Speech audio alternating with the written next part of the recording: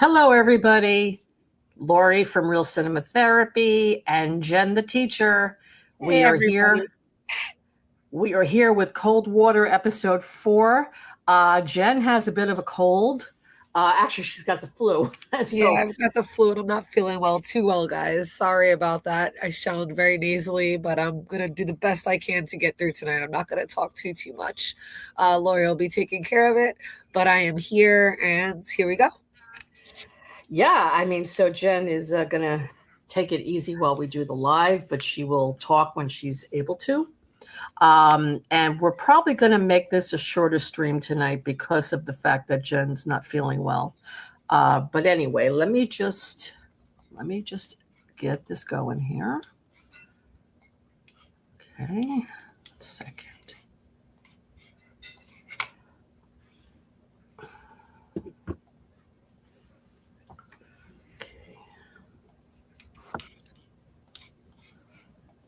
I'm just trying to adjust the size here. Let's see.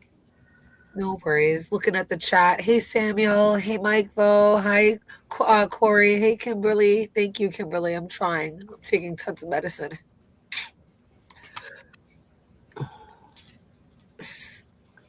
So this episode, we're halfway through after episode 3, and episode 4 is really going to get kicking off. I know that Lori's getting us all set up here, but this is where a lot of the action and a lot of the buildup we've been waiting for is really coming in. Thank you, Dieter. Hey, Dieter. Good morning. Yeah, I'm very sick. I have the flu. Hi, Dieter.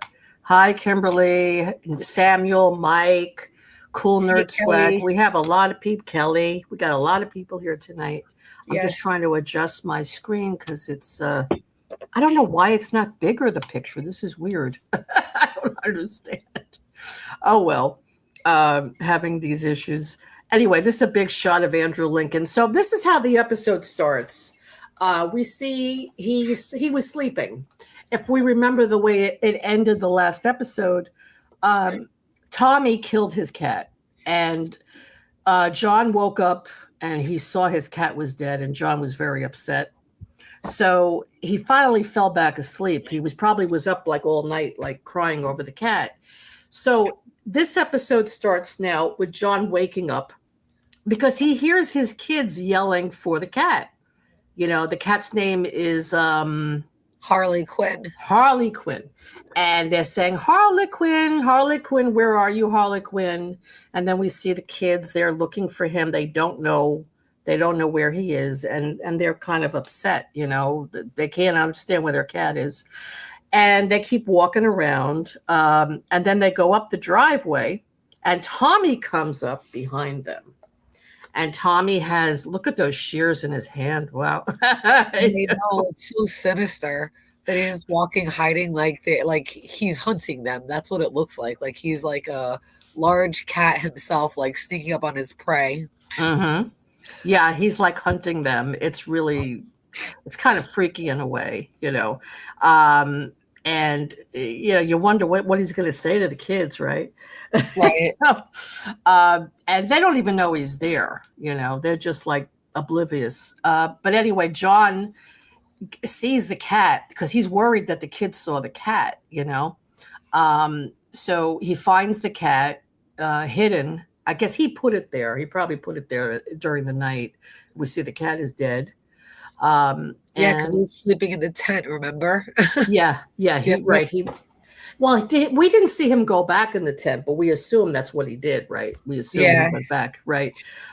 So he comes running up the driveway, and we see that the kids see him. Hey, you know, they go over to their dad, and Tommy still has those shears in his hand. It's so strange. There's a bit of a lag here. I'm just gonna stay on this image for a minute so we can catch up with YouTube here. So the kids they don't know what happened to their cat, you know, and Tommy is like cool as a cucumber. Look where he's standing there with his shears, you know. So, and then he hears John. He turns around. He gives John a big smile. And like nothing's wrong, like he's an angel, you know, this guy is an angel. And John's like, okay, kids, come on, we have to go. And Tommy starts talking to him. He's like, "Hey, John, how's it going? What happened? Did you lose your cat?" And he says, "Yes, yes, we lost. We're looking for our cat." And so, he's telling the kids, "Oh, if I see your cat, I'll let you know." All this stuff. And John just can't wait to get away from this guy because he knows Tommy's bad news. He knows Tommy killed his cat. There's no question about it. So, and then he asked John, like, why don't we hang out later or something? Maybe you want to come over. And John's like, no, I'm kind of busy today. Like, John just wants to get away from him. So then Fiona comes by and she gives Tommy this look of hatred. She hates him, beyond belief. So then we see John going away with the kids and with Fiona. And then Tommy looks very puzzled here. He's like, what's going on here? Like, he sees that John is acting different towards him, right? Right. He's like, what? I don't understand. Like, John, like, all of a sudden, John is, and he cocks his head from side to side, which is kind of comical, Yeah, and he's really pondering, like, why? I thought he said we were good yesterday in the car after I choked out Katrina. Why is he acting so weird right now? Right. Like, everything's so okay, which is mind-blowing because it's like, dude, you have completely lost touch with reality. Like, literally less than 12 hours ago, you scared the shit out of him.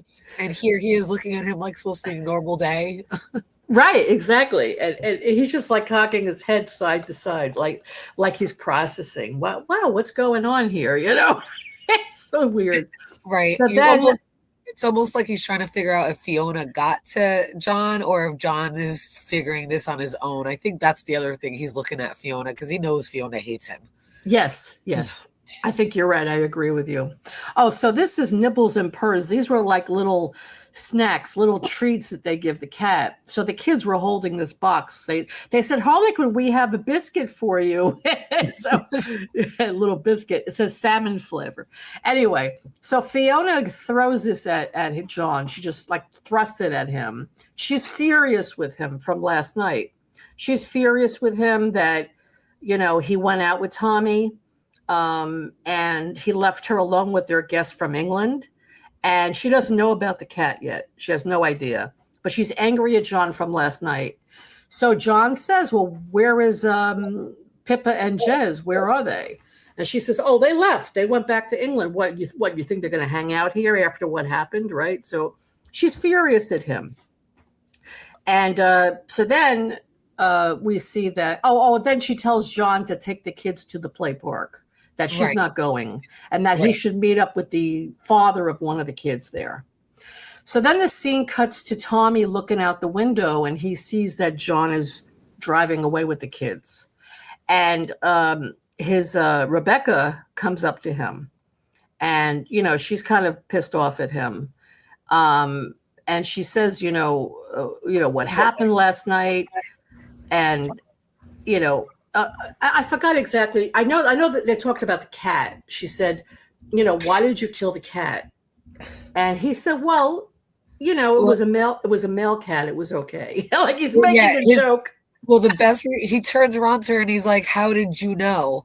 And she says, because you look 10 years younger and much happier. Yes. And that part was probably the creepiest, most like she is completely complicit and enabling all of this. Like that line. And she just looks at him and like she knew, like, you're happier, you're lighter, like you killed something and that makes you feel good. And it just, the way she said it was just so terrifying. Yes. And he said, well, it was just a cat. She said, is that it though? Or is it going to be something else now? He says, no, that's it. And he says, anyway, I made a promise to you that I wouldn't kill a woman. And it was a male cat. He said, like, that's okay. And then he said, I did it for you. She says, what do you mean you did it for me? He said, well, because you have allergies, love. so I killed the cat because you have allergies, right? Right. And then she feeds into it and she's like, what kind of name is Harley Quinn? That cat was repugnant and repulsive. And then she like completely starts saying all this and feeding into his delusion, making him like stroking his ego. And I was like, oh, you guys are sick and twisted. You're meant to be together. Totally. Exactly. Yeah, because he says, well, I did it for you. So she says, well, yeah, he was a stupid cat anyway. What kind of name is Harlequin? And they were laughing, like you said. And just like laughing and just being, she didn't care that he killed the cat at all. I mean, No. she doesn't care when he kills a person either, for that matter. Uh, she's just, like you said, she is as deranged as he is. They are both psychotic, both of them. But she, in my opinion, is worse than him. And we're going to get to why I think she's worse than he is. Because he can't control his compulsions to kill. But she knows right from wrong. And she enables him. And she covers up for him. Right. And that makes her, in my mind, that makes her worse than him. Exactly. And Kimberly just put in the chat that she's a psychopath. And I 100% agree. She is. She's absolutely a psychopath. She doesn't kill, but she vicariously kills through Tommy. She enjoys it herself.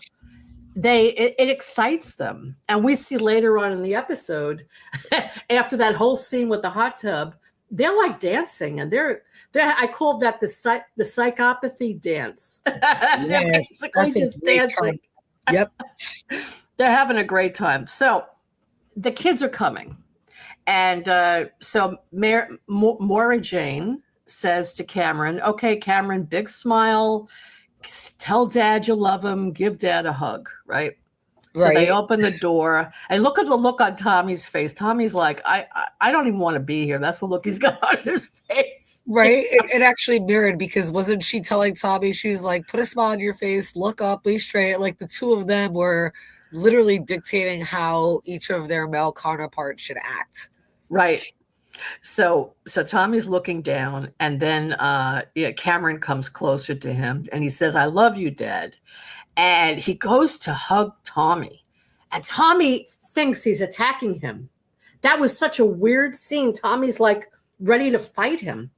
Right? I mean, it was shocking. Yeah. And look at the look on Tommy's face. He thought that Cameron was going to attack him. And then Cameron is scared. So then he just hugs him. But look at the look on Tommy's face, Right. I mean, that was really awkward. So Rebecca tried to cover up for it. And she said, you two haven't seen each other in a while or something. It was an impulse, she said, something like that. She was trying to smooth it over, the awkwardness that they feel around each other. Right. I mean, look at Cameron. He's looking down, and Tommy doesn't even acknowledge. He says hello to Maura Jane, but he doesn't go to hug her. He doesn't, there's no feeling of affection. He's not extending any kind of affection to her whatsoever. He's just staring at her. And look at her. Look how awkward she feels. She's looking down at the floor. She doesn't know what to do with herself, right? Well, even the position of her arms and how she has her shoulders, like very, yeah. She has body language of like fear and walking on eggshells. She is definitely not happy to be there.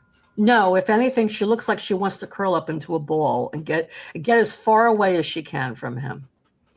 Okay, so then this scene switches, and John is at the park. He took the kids to this play park called Betty the Badgers.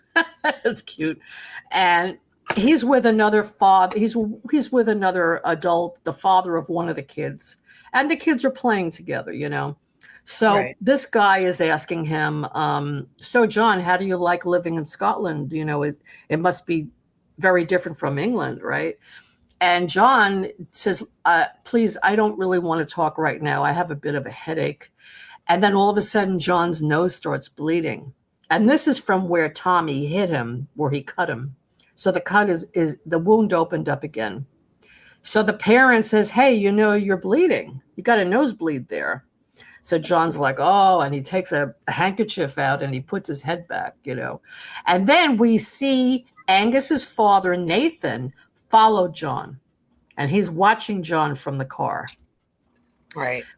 Then Fiona gets a surprise visit from Katrina. I'm just waiting for the live to catch up here. So now this scene is interesting because Fiona is very angry right now, and she does not She does not really want to see Katrina, even though they haven't had words before, but she knows that John spent the night with her. Even though John told her nothing happened between them, but still. So Katrina says, look, I really need to speak to you. Can I come in? And Fiona's nasty to her. Fiona says, you can fuck off. She said, you were with my husband. And she says, please, Fiona, I must talk to you. So Fiona does let her in. And Right. she's like, Tommy, I don't want Tommy to see me here. So Right. as soon as she said that, Fiona says, okay, come in. So she let her in. And basically, she shows Fiona her neck. She says, Tommy attacked me. And Fiona's like, what? What do you mean Tommy attacked you? What did John do? She goes, oh, John took him off of me. She said, but, it was horrible. And she said that this happened before, right? That Tommy had attacked her before. Right, when they were younger. I guess it's in a scene when she's walking with Maura Jane and she's telling Yes, her, right? right, And she says when they were both 16, like they were 16, it was right before Maura Jane left.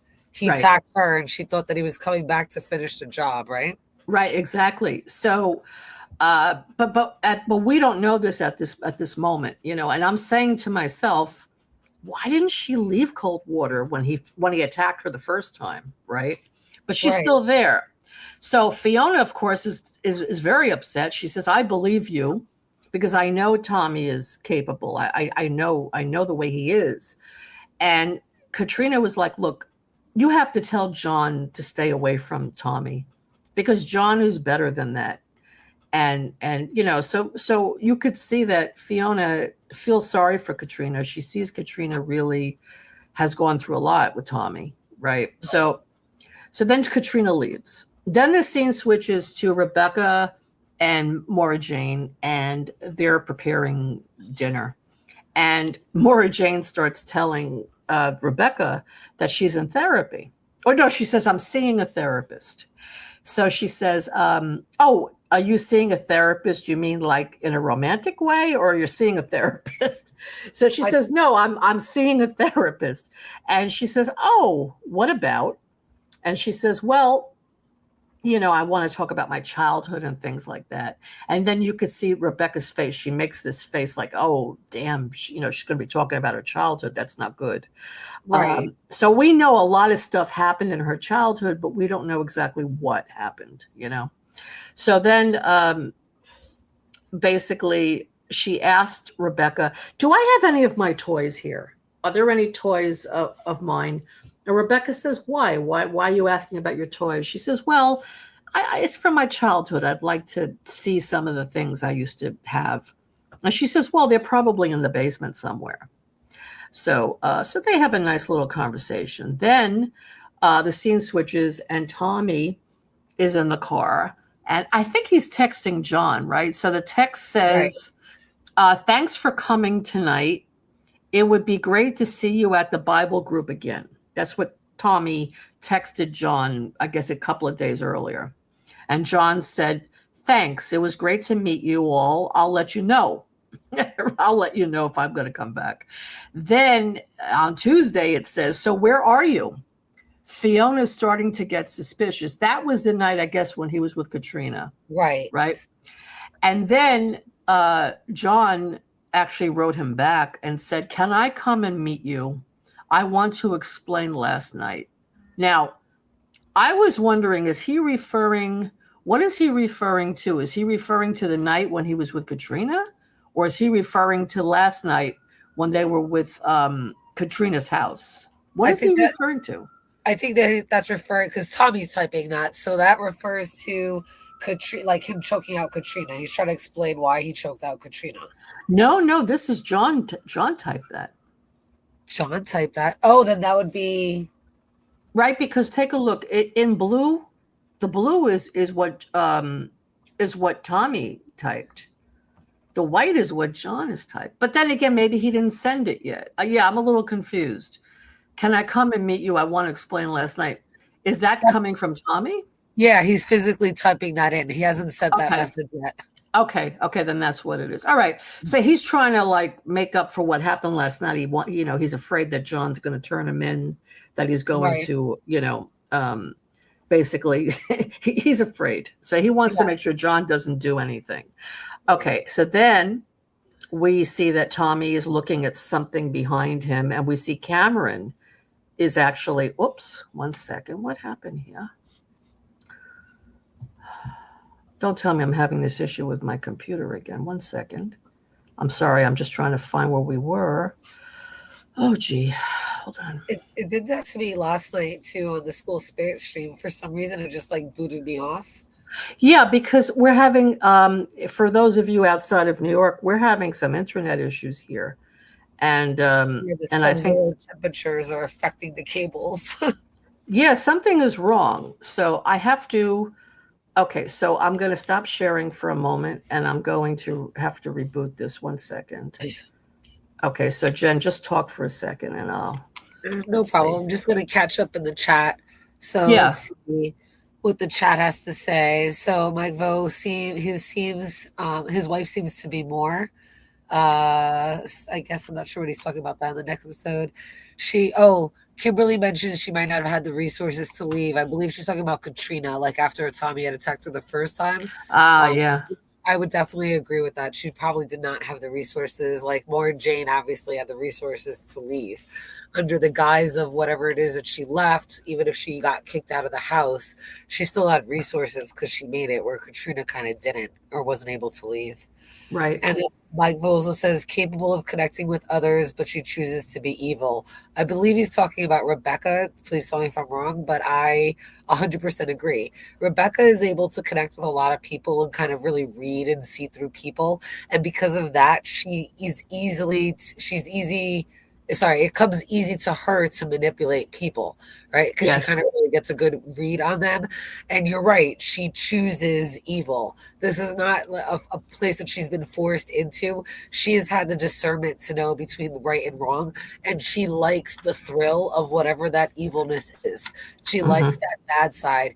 And then, in order to save face and put on a good show, so that way, the wrapping paper all looks pretty on the outside, she's a vicar, right? Trying to really show like she believes in God and has this yeah, godly life and this godly family. But deep down inside, it is no secret to her that she is complete evil. So she right. is both sides of the coin, and she chooses to be that way 100%. She Hmm. chooses to be evil. She definitely does. She knows it's not okay, because if she thought it was okay, she would live that life publicly. The fact Right, that she could put on and be pretty much like Two-Face, and Tommy, Tommy, which we'll see by the end of this episode, he really struggles with the fact that he is evil, right? He doesn't like that. That's one of the attractions that he has to John, right? John's innocence and his right. purity. But Rebecca, like you said, is so much worse because she actually can handle the choice either way, and she still chooses to be bad. She doesn't Right. struggle with that dilemma. The only No. thing now, like when I look back a couple episodes ago, when I was like not sure, there was a scene where she's like pouring him the wine, and then she sits on his lap and kisses him. But that's the first time he's like, I think I went too far with when he was, that when Tommy said he had gone too far. You see, like she was like looking around, and you kind of didn't realize it then, because I was like, I think she's like, oh my god, what is he thinking? Like, this guy, my husband, really might be crazy. I think she knows, but we didn't really know until now, right? That she really. Hmm. So if I look back to that episode in hindsight, I'd say she's really thinking, is John good? I mean, sorry, she's really thinking, can Tommy hold his shit together? Can he keep his Right. mouth shut? Is he able to lead the same double life that I'm leading? Or is he going to lose his shit? Is he going to make a mistake? Right. Right. So I agree. She is definitely can handle it. And Tommy looks like he can handle it for the most part, could usually handle it, has in the past, but he's breaking down, Yeah. right? Because he's starting Definitely. to emotionally break down. The living two lives is getting to him. And then all of his friends, like, they're supposed to be in a Bible club, but they're not. Like, it's all starting to eventually wear on him. Yeah. And we're going to see that later in the episode, what happens with his friends in the Bible group and everything. Okay, so I think I got it back now. Let's All right, let's awesome. go. I got to mute for a second and blow my Yeah, trumpet. yeah, yeah. Go ahead. Okay. All right. So we were on this With the cell phone. Okay. So Tommy is looking at someone in the back, and we see it's Cameron. And Cameron is, he actually says to Cameron, "Did you take something of mine?" And Cameron said, "No. What are you talking about?" He says, "Are you sure?" So then Cameron got like very uncomfortable because he knows now that his father knows he took something, that he took the cross. So Tommy tells him to get out of the car. I mean, look, it's pouring rain. The kid doesn't even have an umbrella. He goes, "Get out." He makes him get out of the car. So Cameron gets out, and then we see that John is in the playground, Right. and Nathan comes over to him. Before you Yeah, go, to me, I thought that she was interesting, and that kind of shows like that Tommy's slipping, because when he asked Cameron, "Did you take something of mine?" Cameron telling him no is the truth because that's not his necklace; it's that's Angus's right. necklace, and the That's right. fact that he kept pushing, right, and Cameron's like this, like Cameron at first didn't understand, but you can't tell me that Cameron didn't make the connection. I'm so sorry, I'm so sick that he didn't make the connection to think like if my dad's asking me for the necklace and saying that it's his, he obviously did something. Like why Right. is he fighting so hard to cover for John? And if John had done this, then that necklace would have been in John's basement. Like Exactly. Cameron's either so stupid or Tommy's like that sloppy, and it's like even when you put the obvious in somebody's face, they don't always see it. Like in that scene, I was like, he just get like, are you? What is going on? Am I the only one that knows like words and semantics? Like what? Like did you not catch on to that? So to me, that scene was like a big red flag that either Cameron has no clue and has been completely manipulated and completely um, on his father's side, or like Tommy is completely slipping because you're pushing something that you didn't catch on. Like that's not your necklace. You need to let that part go. You keep saying you took something of mine, you took something of mine, and we know that you're alluding to the necklace. Or Cameron's going to say, "What is it?" What is he going to say? A necklace? You know what I mean? Like the way he's pushing it, and Cameron doesn't ask or reply on anything. I just was like, this is crazy. You're pretty much saying it and putting it in his face, and he's not asking the right question. He's that, he's got a strong hold over him so hard that, Cameron doesn't even ask questions about things that make no sense. Well, I think Cameron knows deep down that Tommy killed him, but I don't think he wants to admit it to himself. It's easier to think that John did it, but I Uh, think he knows. I think on some level he knows the truth. Because Tommy said you took something of mine, like what you said. Tommy already feels that he owns that. That's his. He right. took it from Angus. And that's why he said that you take something of mine. Um, and okay, we see that Cameron is in denial. He really doesn't want to look at who his father is. Now, he and Maura Jane have like a discussion later on where she's like, well, we'll get to that part. But anyway, I don't think Cameron, I think he knows, but he doesn't want to admit it to himself. That's my opinion. Okay. So, okay, so now we're looking at John speaking with Nathan in the park, and um, Nathan's like, "Hey, John, how you doing?" And so he says, "Thank you for helping yesterday at the funeral. I really appreciate it. Carrying the coffin and everything." And John says, "Oh yeah, look, no problem." He said, "Did you say that you knew Angus?" And John says, "Well, I didn't say I knew him. What I said was I had met him briefly because we had a little bit of a confrontation earlier in the day. We had words with each other, but it was fine. We smoothed it over. Everything was fine." So Nathan said, because Nathan knows that John uh, is possibly the killer because Cameron told Nathan this.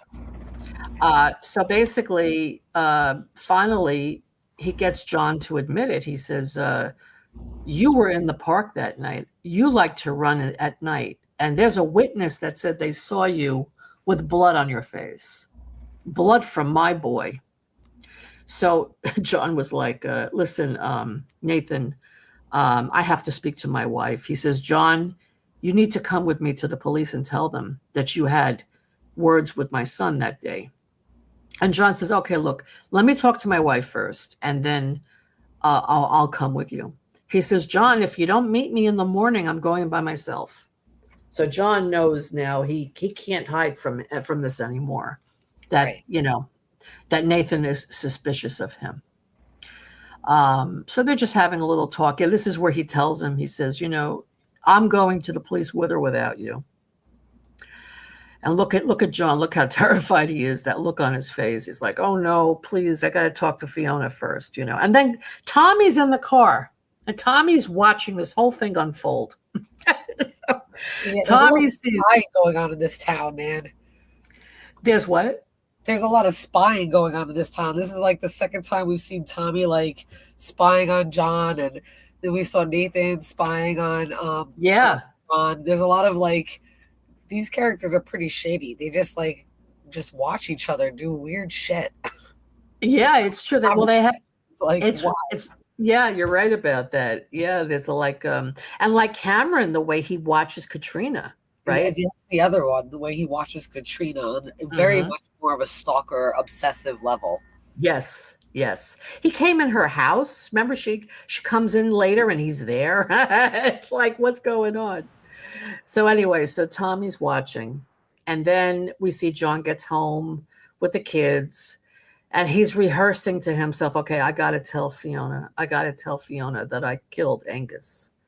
And he's like, he doesn't know how to tell her this, So then he comes in. Yeah. No, go ahead. I'm sorry. Okay, so then he comes in the room, and Fiona's has been crying, and she's very upset. And she confronts him. Oh, wait 1 second. Oh, what happened? I had other pictures. Well, okay, so she confronts him and she says, Katrina was here and she told me that you were with Tommy and Tommy attacked her. And he said, listen, I was shocked by it. I got him off of her. She goes, well, he's your friend. He says, he's not my friend anymore. And she's looking at him because I think that he killed Harlequin. He killed the cat. She says, what? Right. What do you mean he killed the cat? He says, I think he killed the cat. So she walks out of the room, and then the scene switches, and we see the kids are having a picnic at the park with Rebecca. And Cameron starts telling her, look, I think something happened to Angus. I think he was murdered, and I think John did it. So she's like, what do you mean John did it? What are you talking about? He goes, I think John did it. And then he puts the crucifix down for her to see it. So Rebecca chillingly makes up this story so easily. She lies so easily. Easily. And she's able to change her like mannerism and attitude to fit. So it almost is this flawless lie that's easily to manipulate whoever hears it. There is something called an antisocial personality, which, people in the chat, you may have heard of an antisocial personality.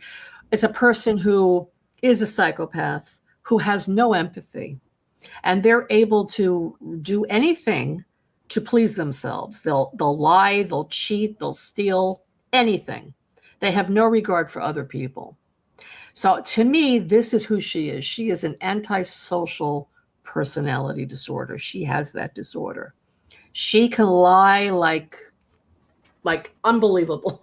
She lies, and there is no empathy at all. No empathy whatsoever.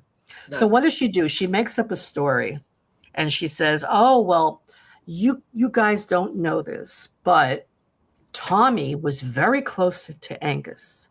He thought of Angus as like a second son. Now, we know this is a lie right off the bat. And when he died, Nathan said to Tommy, I know how close you were with Angus, and I want to give this to you because I know it's important to you. I want you to have it. So she tells the story that Tommy got it from Nathan. And then she actually kisses it. And that was creepy. It was very creepy. And then they'll look down. Like I know some Catholics that will kiss their crosses, their crucifix and their crosses, but not an upside down one. And she fully knew that was upside down. Yeah, exactly. Well, because that's who she is, right? Right. She's evil. She's not a good person. No, she really is not. So they're looking at her like, and the way she explained it, and she goes, and you should be ashamed of yourselves that you suspect your father of doing this. Oh, and then she also backed up John here. She says, well, I know that John came back, he had blood on his face, and that your father did help him. But to think that John would have hurt Angus is also nutty. And, Oh, you that's know, right. she She did said say she that. sent him in the car to go get the first aid kit from the church because John had got into an accident. That's why he Right, came running. That's right. right. She made up that on the fly too, way too Yes. easily. Way Way too too easy. easily. Yeah, yeah, way too easily. So, and she starts like chastising them.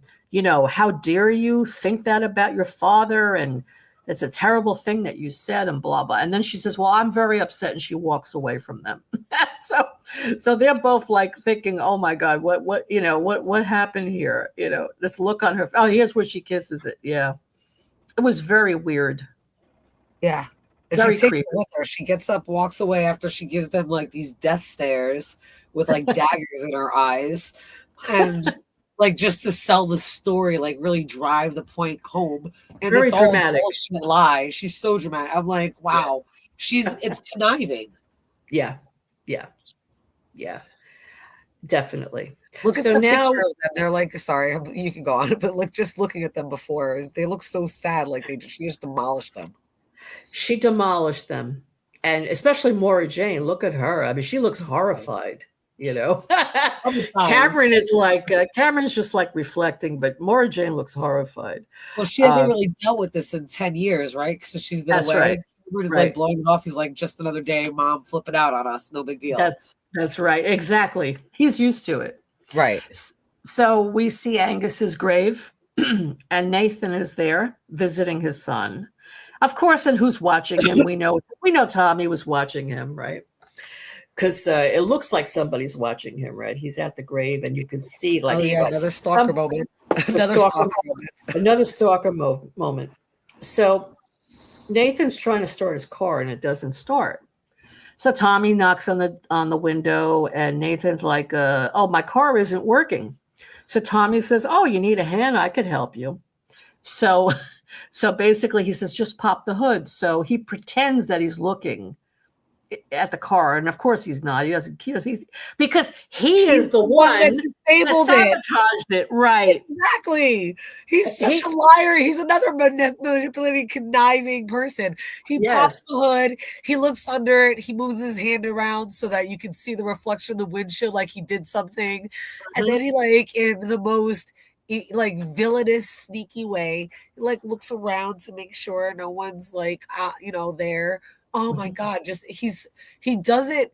You know what it is? One thing to lie, but he adds so much more drama and detail to his lie. Like he's Mhm. really thought this through that he just makes this a new reality for himself, and it's completely false.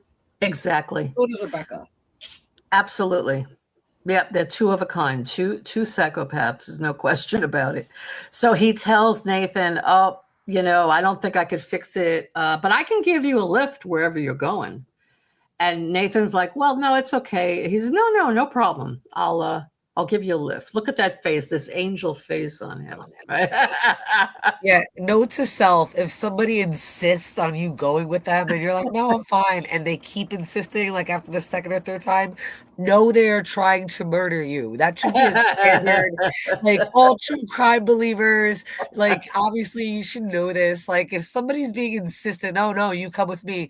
That is a classic murder, serial killer, mob movie. I don't care what genre it is murder. They are going to get you. Run fast away, stand your ground. Stand your ground. Stand your That's ground. right. That's right. Well, Nathan did not want to go with him. I don't think for that reason. I think because Nathan probably doesn't like him very much, but he's not comfortable with Tommy, obviously. No, not at So all. then Tommy stops in the woods somewhere, and I'm sure Nathan regrets getting in this car. So they're having a conversation, and basically Tommy says to him, "Do you remember years ago when I first met you, when you first came here with your boy, and he was like 10 years old? And he said to me that I look stupid right? And Nathan's like, no, I don't know what you're talking about. He said, yeah. Angus said, I look stupid. And what did you say, Nathan? You said, yeah, he does look stupid. So Right. you and your boy called me stupid. So he says, oh, listen, I don't remember that. I can't believe I said that. And if I did, so he says, well, I'd like an apology. So Nathan says, look, Tommy, I really don't remember this, but if you're that upset about it, okay, I really apologize to you. I deeply apologize to you. So then Tommy says, okay. And he looked like he was ready to go, right? He looked like he was ready to start the car again. Yeah, he turned But it then, forward and everything. Yep. but then he stopped and he said, so what did you talk to John about? Which I thought was interesting. I wanted to ask you about that. So do you think he didn't have an intention to kill Nathan at that moment, that he was actually just going to drive away? He I just think wanted an apology? no, I think that um he had the intention of asking Nate, but because he's like finally alone with him and they were driving in the woods, and his instinct is murder, and that has to be on somebody who's like trespassed against him or done something to him in order for them to deserve like his murderous wrath. So as he's driving in with the woods, like he starts going over like, what the hell do I hate this man for? Or could I really hate this man for? Or reminding himself why he hates Nathan. And I think in that moment of him asking the question and trying to get the truth out of Nathan and that apology, it gave him a reason for why like he could murder him or not, right? Kind of that 50-50 coin. And then he remembered as he went to drive forward, he's like, oh yeah, the whole reason why I have you in the car is because right. Like I think like he got God. so wrapped up into his own proving whether or not I should kill him or not, he almost forgot the real reason he was there. Yes. We have just typed something, and she said, I really don't think Tommy was going to lure some guy into the woods because he wasn't going to murder him. Yeah, but the thing is though, he did tell Rebecca that. He said, I wasn't good. I didn't expect to do that. He did tell Rebecca that. That's why I was wondering how you interpreted it. I agree. I think that he had intentions of killing him, but like what you said, he got caught up in the moment, and he was thinking about how he felt injured by both of them, by what they said about him, because Tommy's very sensitive, right? He didn't like what John said about him. John said, look, Tommy's a simple guy, right? Right. He goes, John, I'm a learned guy. I read this one. I read Nietzsche. I read, So he's very sensitive for people to think that he's ignorant or stupid. So he got so wrapped up in this that he forgot why he had him there. That's true. I agree with that. Right. But I do wonder, though, if maybe he would have let him go at that moment. That part, but then killed him the next day. I mean, right. I think that he knew the entire time they were getting the car that there was a possibility he could kill this man. And then he was thinking, well, why would I kill him? And what were the reasons? And he got wrapped up in that story. And I think had there been nothing else on the table, it could have gone either way, where even if he would have killed him later on down the road, he might have made it out of the woods today. But then he remembered why he was there with John, and that was right. Right. He's like, oh no, you have two strikes against me. Never mind. Right. We're done. Right. Exactly. Yeah. It's interesting because we'll get to the part later with Rebecca, what he tells Rebecca. So, okay. So then he says, okay, so what did you talk to John about? And Nathan says, what do you mean? John who? He goes, come on, John, the guy that you spoke to today, you spoke to John. He goes, oh, that John. Yeah, he goes, look, okay, I'll tell you what's going on. I think John killed Angus. And he says, I have a witness. Somebody saw John with blood on his face the night my son died. And I know that they had a confrontation earlier that day. So I believe John killed him. And so Tommy's like, oh, he says, nah, couldn't have been John. He goes, what do you mean? He says, look, I know you like John. I know John is your friend, but I really think he killed Angus. And Tommy says, no, he didn't kill Angus. And he says, well, how do you know? He goes, because I killed Angus. He tells him, and he's non smiling. I wish I yes, had that picture. the I didn't put it up. nonchalant attitude. It's just he's like, "Yeah, I'm telling you right now, it wasn't John. It wasn't John. It was me." Like, he I just killed him. And he he's like, says, why? He says, why would you do that? And he said, I choked him until he died. He said, why? And what did he say? Why? He said, because I just wanted to. That's what he said. "Yeah, because I could." I could, and I wanted to. Yep, and So I totally Nathan knew wanted to. that was it. He knew his goose was cooked, and he's trying to get away from Tommy. Right. And of course he can't. Tommy put the seatbelt around him, and he's choking him. And look at this look on Tommy's face. I mean, he's really getting into this. It's like, oh my God. It was horrible. And this poor guy, it took a while which I liked. It was realistic. Because it Yeah. takes a while to strangle somebody, I mean, in Right. the movies, they see people like, you strangled in 5 seconds, you're dead. And that's not the way it works. So here they struggled for a good minute, I'd say, before he died, Yeah. Yeah. And Tommy kept pulling hard on that seatbelt and kept pushing him back in the car because Nathan was trying to get out of the car. Right. And then he killed him, and he takes the ring off of Nathan. Again, that's his token. He needs his token. His trophy. I'm sorry, his trophy. He needs his trophy. So that's the trophy, Nathan's ring. And yeah, he's got the ring, and he looks all excited and happy and, very content. And now Rebecca's going to say, you look 20 years younger when he walks in the door. Right. So now this is very sloppy. He kills Nathan, and he just drags his body and leaves his body in the middle of the woods. He doesn't even bury him, nothing. Doesn't even hide it anywhere. Yeah, I thought that was crazy. I'm like, that's all there is woods. And I understand how big and vast it is, but you're on like a likely trail or a path where people are going to come through. And why would you leave a body exposed like that? Didn't cover it up, left it on top of the tarp, not even under the tarp. That was just sloppy, like amateur hour, definitely. Absolutely. And then you have to wonder why. I guess we'll talk about that afterwards. So then the scene switches, and we see John, and they're about to bury poor Harlequin. John lowers the cat into a box, and Fiona comes in, and she's very upset, and she's looking at the box, and she goes, I can't believe he's dead. And I'm sorry, I missed that part. Oh no, did I say that John told her he thinks that he killed Harlequin? That's this part here, right? No, that was the scene when he came back in the house. In the house. When she confronted him about Katrina, about attacking Katrina. And then he said, I believe Tommy killed our cat. I believe it.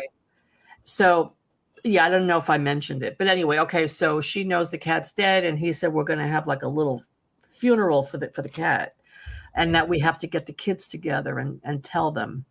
And she said, well, I can't tell the kids. You're going to have to do that. I can't tell them. He said, okay, I'll do it.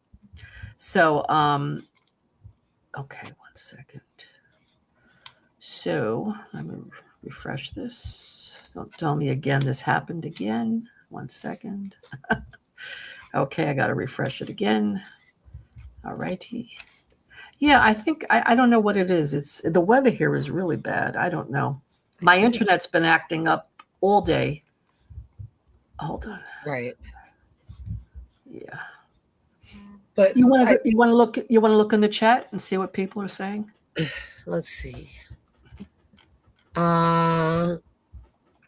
I don't believe Tommy telling Rebecca he wasn't going to do that. I think Tommy was always going to do it because he was pretending he wasn't going to. That's from Beehive. Mm-hmm. Right. And that makes sense. I mean, why not lie to Rebecca too, right? They lie to each other, right? Right. And I do think that because they tell each other their deepest, darkest secrets, I think they still keep things hidden and lie to them about things. And then it's kind of justified. They're like, well, they kind of already know, I do this already. If I don't tell them all the details, even when asked directly, it's not really lying. I just didn't tell them that part. I got to keep something for myself. Right. Exactly. That makes sense, B, actually. It does. Okay. But maybe on some level, maybe he did forget for the moment. I mean, it is possible, like we were saying, he got all wrapped up in everything. So, okay, let's see. Either that or he just really is that good at being manipulative and conniving because he turned around in the wheel, like, and put his hands on the wheel like he was going to leave. He made it Yeah. just so dramatically believable. Like, Yes. like it reminded me of a From Monster. Like, he gave him hope just to turn around and tear him down. Right. Exactly. No, that's very true. Okay, one second. That is very true.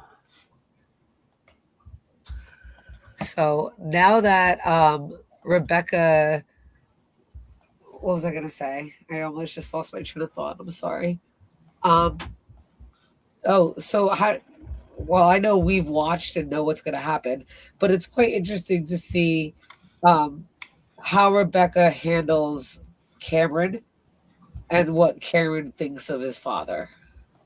I Yeah. would like to see. I wish we could see that, or just see how it would play out, even here with the chain. Hmm. Like, how does she deal with it, or does she just not say anything at all and just keeps on moving and just lets the pieces fall where they may, and she'll fix it and figure it out when she gets to it. Yeah. I mean, it's very possible.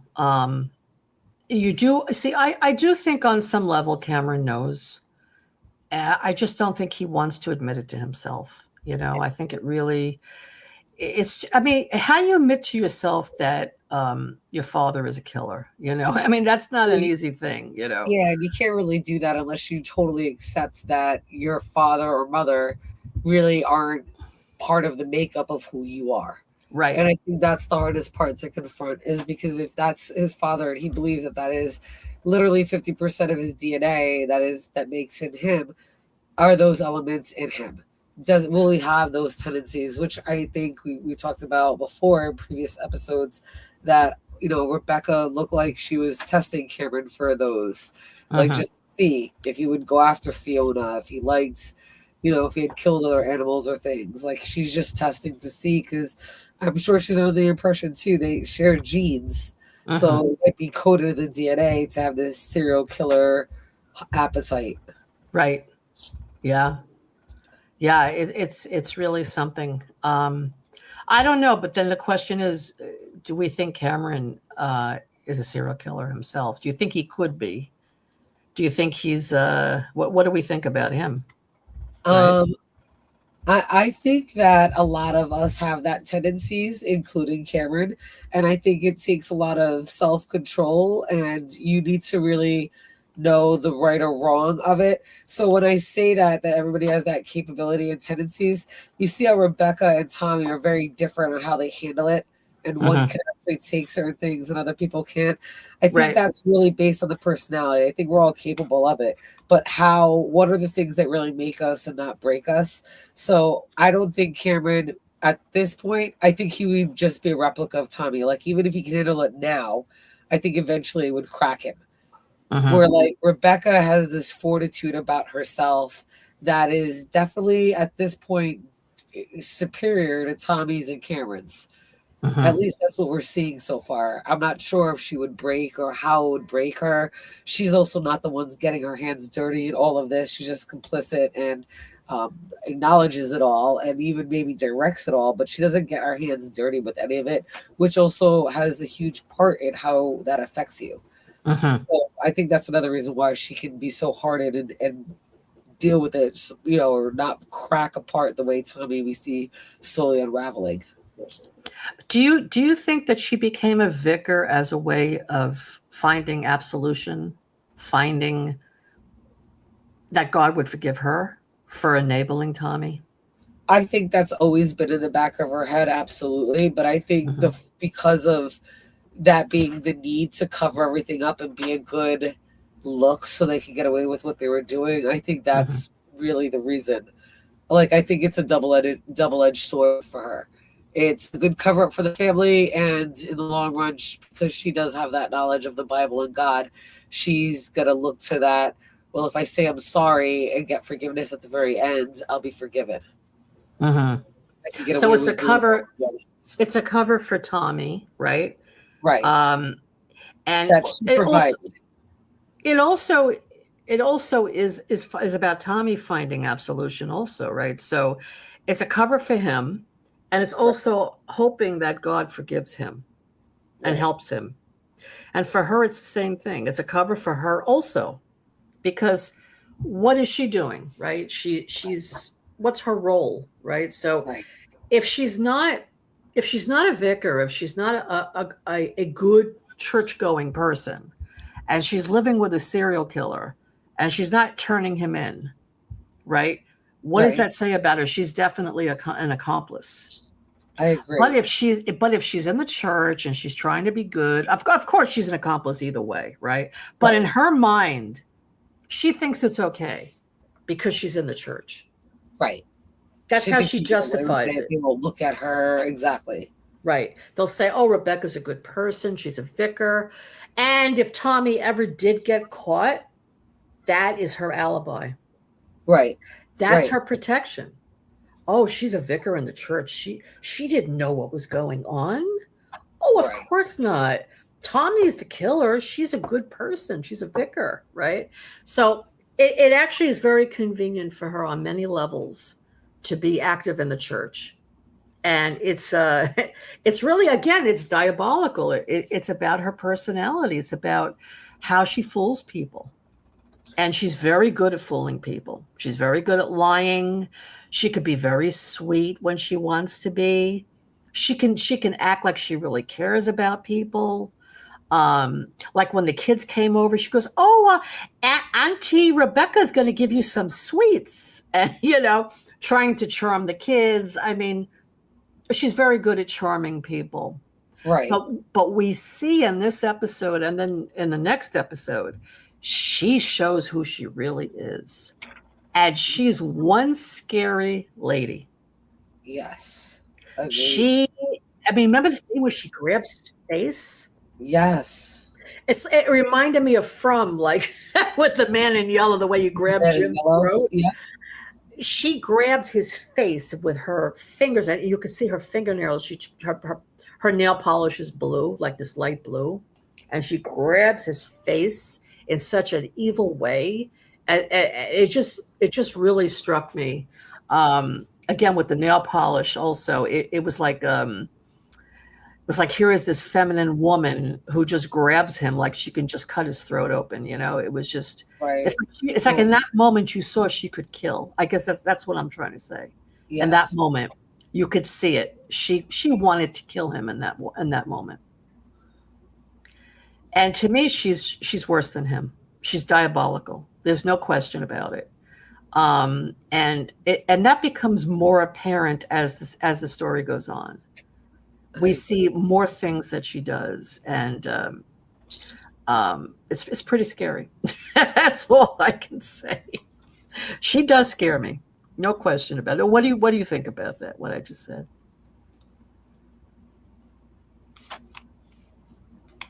Oh, are you there? Are Oh, you there? I'm here. Okay. No, I was So just wondering what you thought of what I said. I think. Hello. Okay. Yeah, yeah, I hear you. Sorry, my internet might have just cut off. Oh, No, yeah, I definitely agree. I'm sorry, I kind of lost my train of thought on top of that because I just went to that's check. okay. Uh, where are we? No, we were talking about Rebecca, about her, you know, Becoming a vicar to hide who she is, right? hiding who she is, And and being worse also, than Tommy. right, she's much worse than Tommy, but 100%. she's using her role as a vicar to redeem herself also, right? She's trying to redeem herself in God's eyes. She's also trying to use it as a cover. If Tommy ever got caught, it would be easy for her to say, oh, I didn't know anything about it. I'm a Right. vicar in the church. I'm a church going person. And it's hypocritical. And it goes again, it just reinforces her antisocial behavior, antisocial personality disorder. She justifies everything because it protects her. A Right. psychopath is only concerned with themselves. They don't care about anybody else. And Nobody. And yes, now I know what I was going to say. I was trying to think of it. She will always have a backup plan and an escape plan for herself, even if it's not Exactly. the plan that she wanted to have, and Mm-hmm. have like something. She will always have a backup and a way out. And Mm-hmm. she had said that earlier, right? A couple episodes ago, she said, "We always find a way out." She tells that to Yes. Tommy, and I Yes. feel like she's including him, but she really means I. I will always have a way out, even if that means with or without you, but I'm the one that will always find a way out, whether I take Mm-hmm. you with me. But that's her thing. She Yeah. is like a survivor, but in the worst demonic way I could possibly say that, not in a good way. Mm-hmm. She is that like elusive person that will always just keep finding her way out of trouble and back into the shadows and just stay there lurking. Mm-hmm. Right. But Yeah. yeah, But I think she does live vicariously through Tommy. I think she enjoys, even though she says she doesn't like it that he's killing. On another level, I think she likes it. She definitely liked seeing him attack Fiona, which we're going to get to later on in the episode. She yeah. enjoyed that whole fight. She loved it. It turned her on. And yes, not for nothing though. I feel like she would have been. She was very turned on and happy by it, but I feel like it could have gone either way. Like if he would have dragged Fiona down or John down, either way, that's kind of what Rebecca wanted. She didn't care which one of them, and I'll show you what I mean when we get to that scene. You mean it could have been John or Fiona? She wouldn't have cared. Yes, the Either way one, like right? Fiona, like yeah, because Fiona like went to Zachary and the way like he pushes Fiona the way and like holds on, like she's just like, oh, you could have probably the way it like pans back and shows her face. She's like, oh, you could have drowned them both for all I care.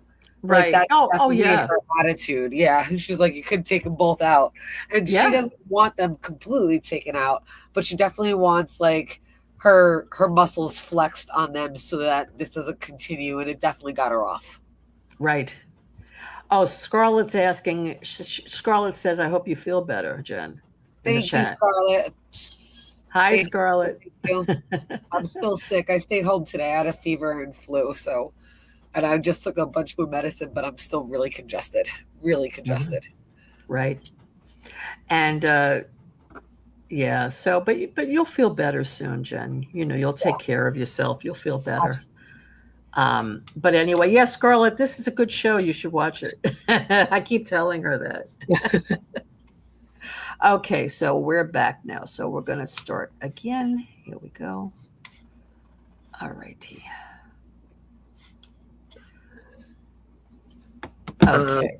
oh yeah, Beehive says she agrees that Rebecca is way worse than Tommy.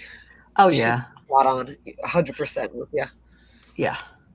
Okay, so we're back. So here we have Cameron and Maura Jane, and they're talking.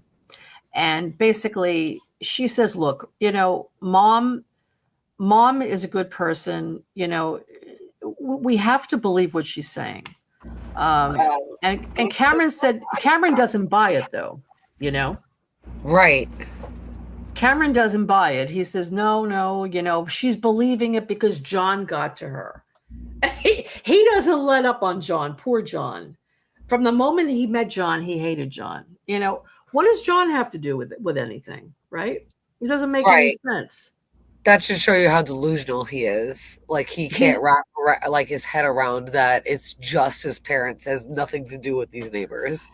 But again, I think if he would accept that, then he'd have to accept that his father's a killer. And his Right. mother knows about it. And that he's probably going to wind up that way too. Right. And that his mother knows and she's covering for him. Right? Right. He can't handle that.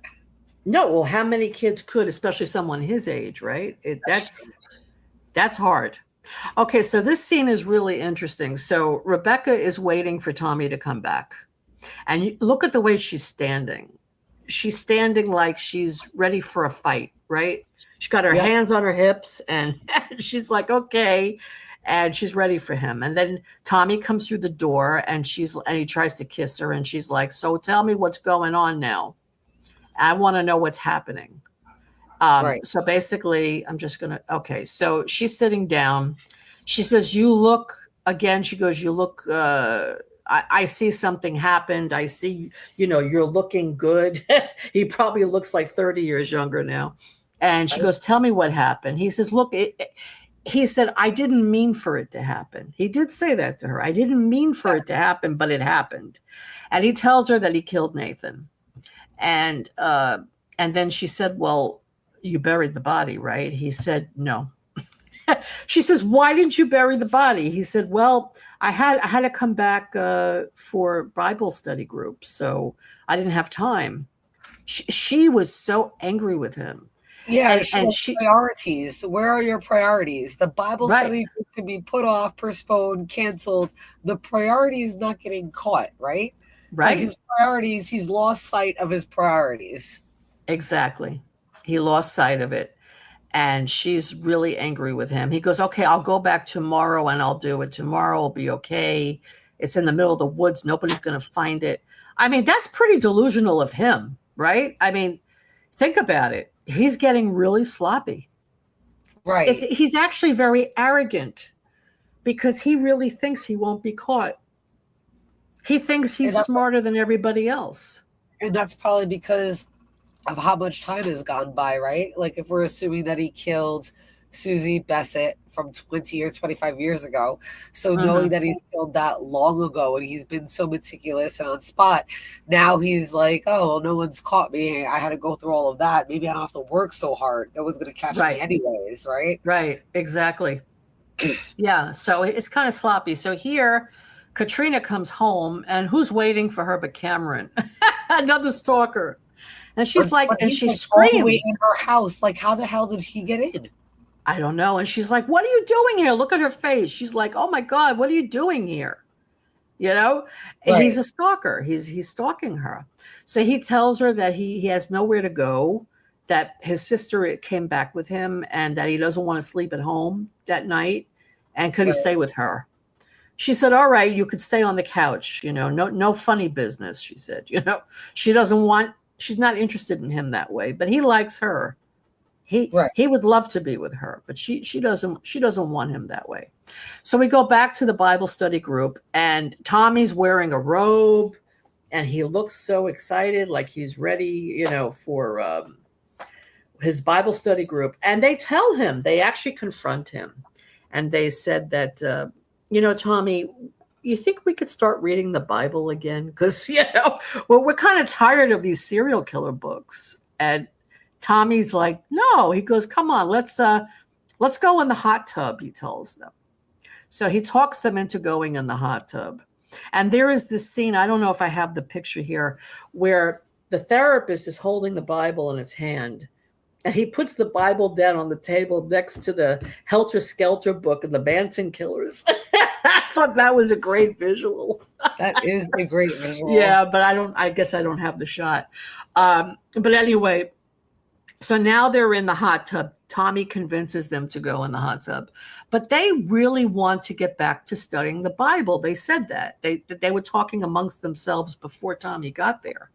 And they said, we have to tell Tommy that we don't want to do this anymore. We don't want to read about Richard Ramirez and all these serial killers, right? We want to read the Bible. So she's watching them from the window. She's angry with him and she's watching him because now she's afraid. She actually said to him, who else is going to die next? He goes, nobody else. She says, I don't know that. I don't know who's next. So she's worried. So then you see Maura Jane comes back and she says, Mom, I'm so sorry that we upset you. She goes, no, it's okay. Don't worry about it. Everything is fine. So then we go back to the tub and Tommy's talking to them and they tell him, they say, look, we want to start reading the Bible. So Tommy said, well, I'm not too happy with God right now, to be honest. I feel like God is not, he hasn't been with me and I'm losing my faith a little bit. And they're all surprised to hear that, and they said, and then he said, well, what about you? Aren't you an atheist? And they said, no, well, I was, but I'm not now. I want to study the Bible again. So he's getting angry at all his friends because they were supposedly atheists and now they're not. Now they want to study the Bible. Right. And he starts insulting them. especially the therapist. He gets angry with the therapist and a couple of other people. Bobby said something to Bobby. See, look at his face. He's angry.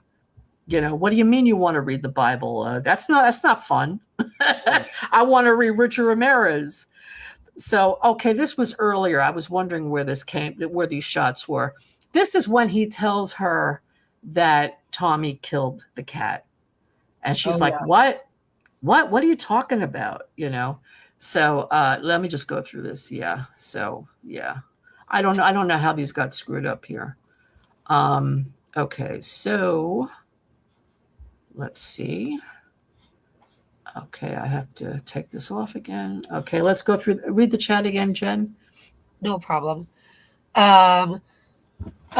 Kimberly had mentioned, I have thought about that. Maybe he does not like John because his dad was so friendly towards him and his dad is cold towards him. Talking about Cameron and Tommy, that basically Kimberly's saying so that Cameron is jealous of John. And said that she was thinking the same thing, that Cameron is jealous of John. Yeah, I agree with that, Kimberly. I think you're right. I think he is jealous. And Beehive goes on to say that he probably wants his dad's attention, and now suddenly some dude moves in and just gets more attention than actually Cameron. Mm-hmm. Right. Okay. That is very true. Okay. So again, I apologize. I don't know what happened with some of these shots. It's really bizarre. Okay. So we're going to go back here. Okay. So they're having the funeral for the cat, and let's see. They're having the funeral, and Fiona's looking up at Tommy's house, and she's furious because she knows, John told her that he killed the cat. So now she's angry, and she wants to confront Tommy. That's what's going on. So then we see she's looking at the house, and she's determined. She says, "Okay, I'm going to deal with this." So she ends up. Let's see. Hold on. Jesus. Oh, yeah. Okay. These shots are not so great. Okay. So she goes over to their house, and Rebecca opens the door, and she's like, "Oh, Fiona, what are you doing here?" And Fiona's like, "Well, I want to speak to Tommy." And John's like, "Yeah, is Tommy around?" And anyway, so this is when she says to the kids, "Oh, hey, I have some sweets for you." So the kids look pretty happy. And John's like, no sweets for them. But okay, so they all come in. And so Fiona's very angry. She's like, "Okay, we're going to have to talk to him now. And I'm going to talk to Tommy." And John says, "Fiona, why don't we just go home? Why don't we just leave?" She goes, "You could go home. You could take the kids and go home. But I'm going to talk to Tommy." Right. So she's determined to do this. Okay. So then, okay, let's see. They're just having a big fight here. Okay.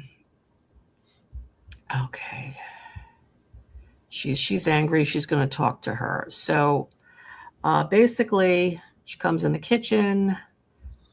John is. She tells John, "Why don't you go outside?" Rebecca tells John, "Why don't you go outside and talk to Tommy? And I'll speak to Fiona," because Fiona wanted to go out and confront Tommy. Right. Rebecca definitely comes in and tries to calm the situation because she already knows. Right. Oh, you're right. Rebecca knows everything, but she doesn't want her going out talking to Tommy in front of everybody, right? In front of all those people. Right. So she's like, "Okay, we could talk here. It's no problem." So here John goes outside, and they're looking at him, and they're like, "Hey, John, what are you doing here?" And then Fiona's watching from the window, and John's like, "Well," he said, "My cat died. And we're very upset about it." So Tommy says, "Oh, your cat died? Well, I didn't do it." That's what he says. You want to talk about guilt? Right. Right. Conscious. Like if no one thought about it, they're thinking about it now. Exactly. "Oh, I didn't do it." Well, who said you did? Right. Right. Right. So he's giving himself away here. And John knows it. Look at the look on John's face. John's like, yeah, I got you. I know what you did. I know what's going on with you. And then Maura Jane is with the kids, and the kids are talking about that they're kind of bored here, that they don't like it here, and are there any toys to play with? So Maura Jane's like, toys? That's interesting. Are there any toys here? I don't know. Right. So Right. And she yeah. starts thinking about what she had asked her mom earlier in the kitchen before the picnic. Right. Right. Yeah, she's thinking about, where are toys that I can play with the kids, Right. Like, is it where her old toys at that she was asking, like, where are my old things? And, did her mom say they were in the basement? Right. Right.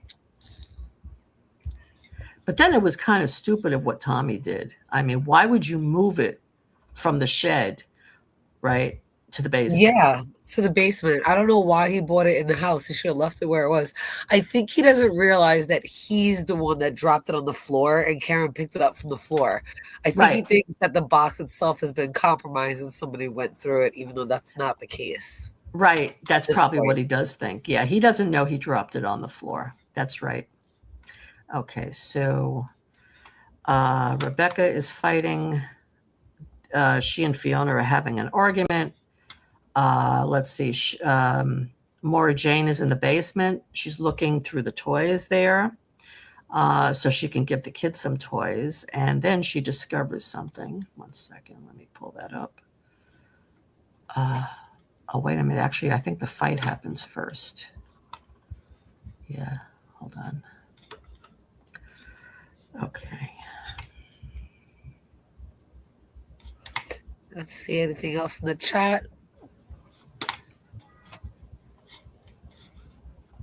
Nothing new in the chat. Okay, so Here's Rebecca. Okay, so Rebecca. Okay, so here she runs out, Fiona, and she's going to confront Tommy, and John is trying to stop her, and she's screaming, "You killed my cat!" And Tommy's furious, and Tommy's like, "What are you talking about?" And then she pushes past John, and she runs over to Tommy, and yeah, Tommy's like, "What are you talking about? Killed your cat? I didn't kill your cat. What are you talking about?" And John's like horrified that they're going to fight. And he grabs Fiona and he's holding her. Oh, before he does. Okay. So she says to Rebecca, does Tommy hit you? Like she thinks maybe Tommy hits Rebecca. Right? Rebecca's like, no. Right. And look at him. And he's just, oh, yeah, this is where it happened. So he said, what is it? What is exactly what he said? He said, trying to remember the exact dialogue. I don't have it. Something about he wouldn't touch her, right? Oh, he said, he said, I didn't kill your pussy. And he's like, I wouldn't touch your pussy with a 10-foot, with a, oh my God, what did he say? I wouldn't fuck her. He pretty much says that he wouldn't because he doesn't know where she's been. Yeah, but what made him say it? I don't remember what led up to that. Basically, she said you killed my cat, and then he said, "Well, I wouldn't touch your pussy with a 10-foot pole." Something. Yeah, something like he's like, I don't know where your pussy cat went. Right. Right. That's the way he kind of says it. And she's like, yes, you do because you killed our cat. And then he said, I wouldn't fuck your pussy because I don't know where it's been. Yeah, something like that. The fact that she's had an affair, and that forget it. That's what triggers then John to go make like a play at him, right? No, but here, no, she goes and she slaps him in the face, Fiona. Oh, yes. She slaps him in the face. And look at Maura Jane. She's horrified. She's like, what? What's going on here? And John, look at John's face. He says, what happened? Right. And he grabs her by her hair. Oh, no, by her neck. By her neck. He has his hand on her neck and he pushes her all the way down on the floor. This scene was horrible. Yeah, and he says that he has an embarrassment for a wife and a disgrace. He like says all these horrible things about her while looking John dead in the eye. Right. Yeah, he says, your wife is a disgrace. And he throws her to the side. Yeah. And then John goes and John punches him. And then he grabs John and he puts his head under the water in the hot tub. Right. And Fiona's screaming. She's trying to get John out of there. And Tommy's really holding him down. Look at John. John's like, John was seeing his life flash before his eyes, you know. Oh, definitely. Yeah, he had him down there for quite a bit of time. And look at Rebecca, and she's just very calmly watching all of this, you know. And then she gives him a sign to stop, and he puts his hands up. Well, we didn't see it yet. She puts her finger. I don't know She what puts her happened to finger that. up. She Yeah. puts her finger up. Oh, okay, so we don't have it. She puts her finger up, telling him to stop it. Right. So basically, yeah. So he does stop, and then you see them all run home. I don't know. Do we have that picture here? No, we don't. Okay, so we see them all going home. And oh yeah, you will see them going in the house there. And Maura Jane is like, what happened? She's asking Tommy's friends, like, what happened? And they said Right. they didn't know. So here, Maura Jane goes back to the basement. She had found the box earlier, and she decides to go back and look at it again. And now she opens up Tommy's box and she sees all his trophies, every trophy he had. And basically, we see Nathan's ring, and we see all these different things here. And she's looking, and okay, yeah. She picks up Harlequin's necklace, and she's looking at it. So here, Tommy starts dancing with her. And it was really funny. They had this dance. They had wine, and they were drinking, and they were celebrating, and they were both so excited by it, that whole thing, right? It was really weird.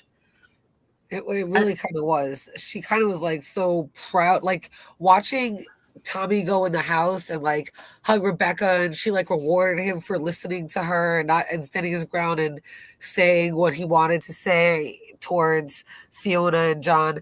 And then you see like John come in and he looks distraught and he is like shivering and he looks like a broken man. Yeah, he does. But yeah, Um, they were definitely celebrating, and over here they're like confused and just trying to figure it out. The dynamic is complete opposite between the two of them. I like how the whoever did this entire whoever shot this, actually you can see it as they go back and forth from those two scenes. yeah, absolutely. I mean, they're ready to like throw in the towel, these two. I mean, they've had enough, you know. Um, but Rebecca and Tommy are enjoying it. They think it's great. Right. But John and Fiona are here is where John tells Fiona. He says, Yeah. I killed Angus.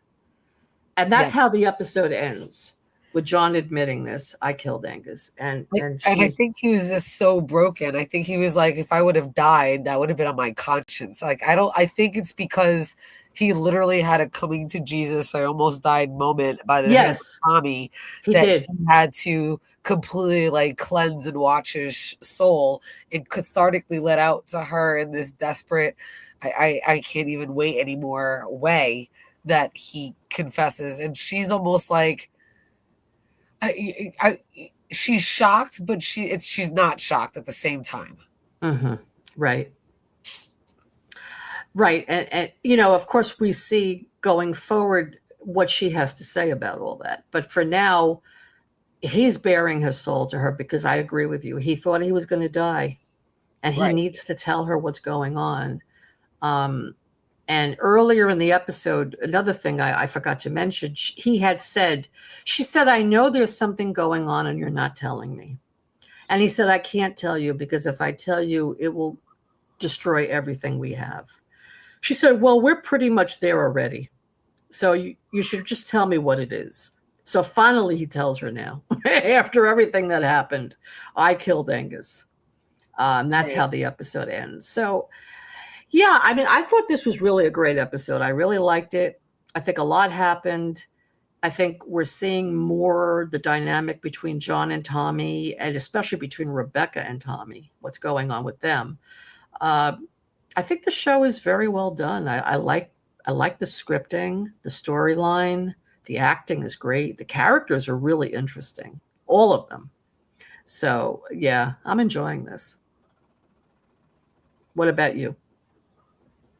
I'm really enjoying this whole thing. I really liked this episode, especially. It got them all the way to a point that we've been building up to. And just seeing like how nonchalant you saw Tommy tell Nathan, like, yeah, I killed Angus. That's parallels here in in this scene where John just turns to Fiona and he's like, I did it.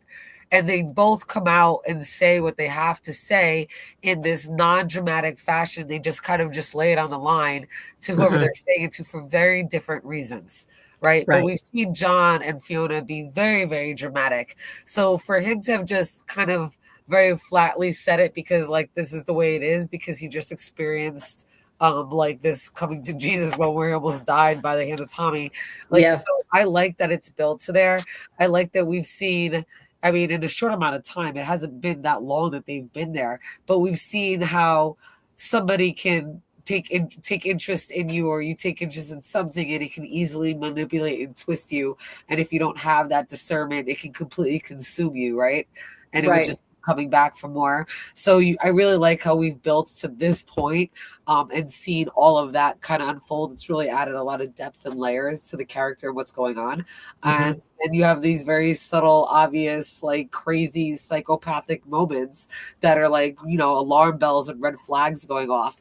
So, and we're kind of really getting to know a lot of where that's taking us as well. So more than halfway through, I really, really love Coldwater so far, and I really can't wait to see where the next two episodes take us. It sucks that we only have two more. I wish we Hmm. had more, I but know. I there, know. I mean, in such a short time, we've really gotten to learn a lot about these characters through like the fantastic acting, their facial expressions, and just how it's written. A lot of details come out, and I really, like I said, I'm really loving the show. It's on a Hmm. whole other psychological, like level of a murder mystery because it really is deep that way. Oh, yeah. Now, Rebecca says something to Tommy. I don't know if it was this episode or the next episode. I think it was this one. She said, well, you like John. That's the problem. John is your friend. And you're Right, going to have to turn against him now to protect right, us, to protect our marriage, to protect you and me.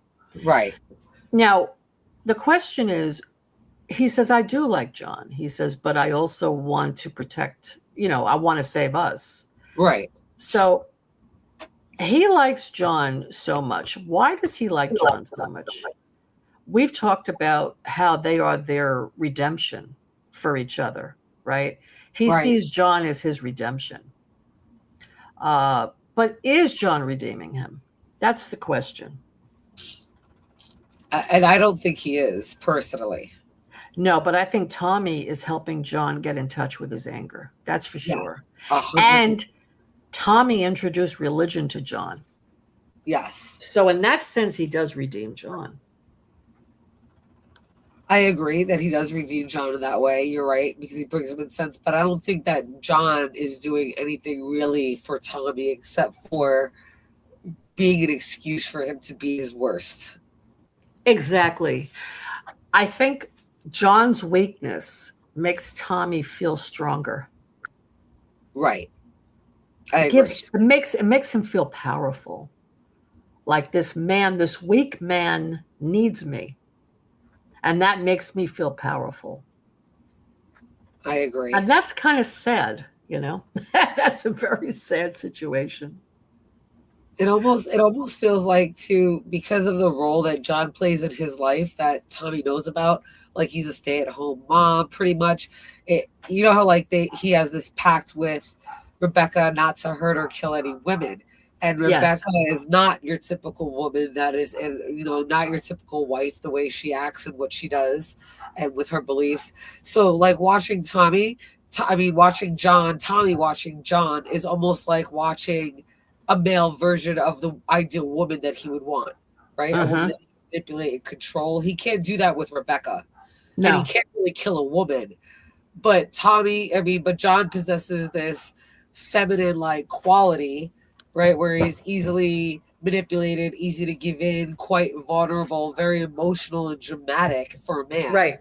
So that's like I'm not trying to talk about any kind of homosexual feelings, but just the image that it parallels, or the message that it kind of parallels to me is John also could replace like a woman in Tommy's life that he can still do whatever he pleases, and at the end of the day get rid of if he had to. Hmm. And it still satisfies that need. Because you're right, there's got to be some more of an attraction as we're seeing it, but like look how Fiona's taken care of him, just even in the scene, wrapped him up with the little towel. Like I know Rebecca would have handed Tommy a towel, but I don't know if she would have put it on there and treated him like a little boy. Oh, she would have, absolutely. Rebecca, yeah. You think I so to think I Tommy? think Rebecca, yeah, I think Rebecca's more likely to do it than Fiona. I mean, this is the first time we saw Fiona actually do it.